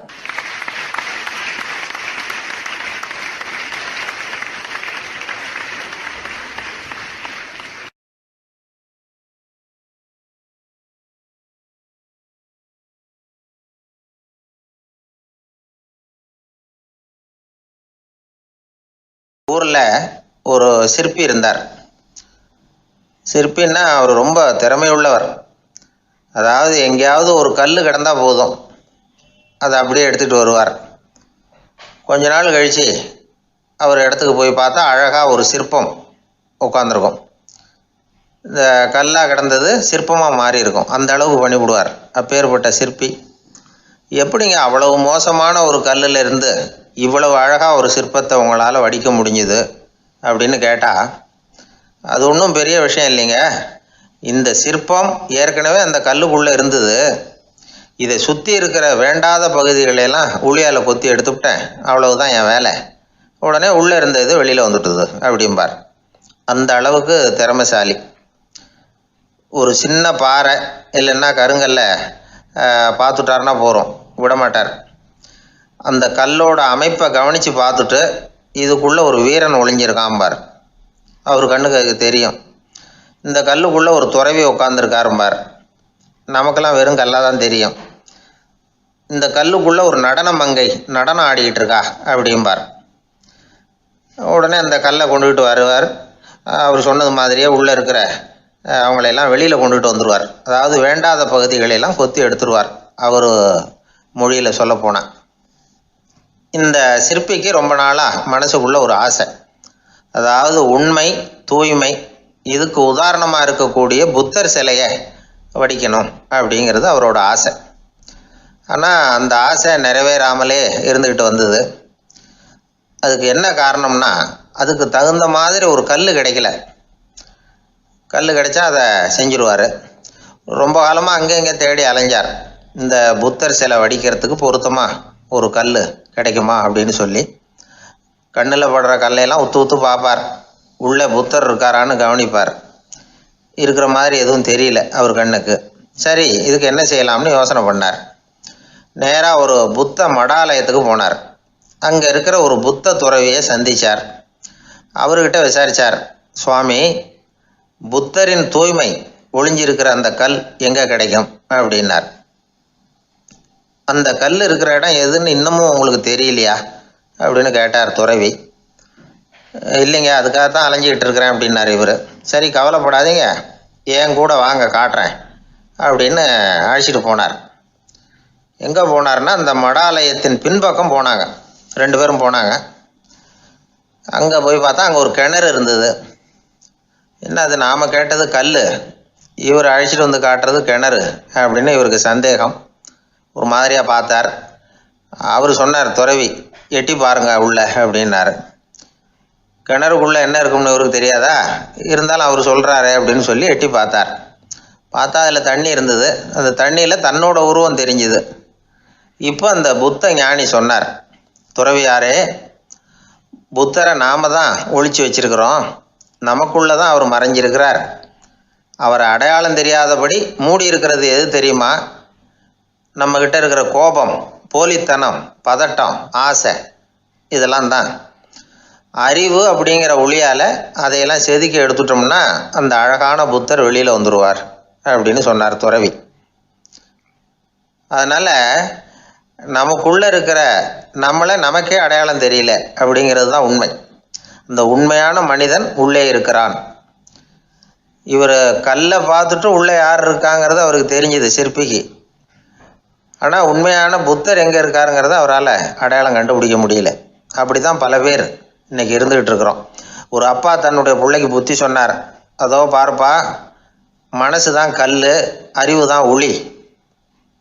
உன்னுடைய மனசுங்கிற கல்லை அறிவுங்கிற ஒளியால் செதுக்கி அழகான மனிதனாக நீ வெளியில் வரணும்னார். அதுக்காக தான்ப்பா தேடிக்கிட்டு இருக்கேன்னா அவன். மனசுங்கிற கல்லை தேடிக்கிட்டு இருக்கிறியா அப்படின்னு கேட்டார். இல்லைப்பா, அறிவுங்கிற ஒளி எங்கே இருக்குன்னு தெரியல எனக்கு, அதை தான் தேடிக்கிட்டு இருக்கிறேன் அப்படின்னு நானா. அதனால் அறிவை தேடிக்கிட்டு இருக்கிறவன் என்னைக்கு உண்மையை கண்டுபிடிக்க போகிறான்? அதையே கண்டுபிடிக்க முடியலைங்கும் பொழுது. அதனால் நாம் யார் அப்படிங்கிறது நமக்கு அடையாளம் தெரியணும். அந்த அடையாளம் தெரிஞ்சுட்டா வாழ்க்கையில் வெற்றி நிச்சயம்.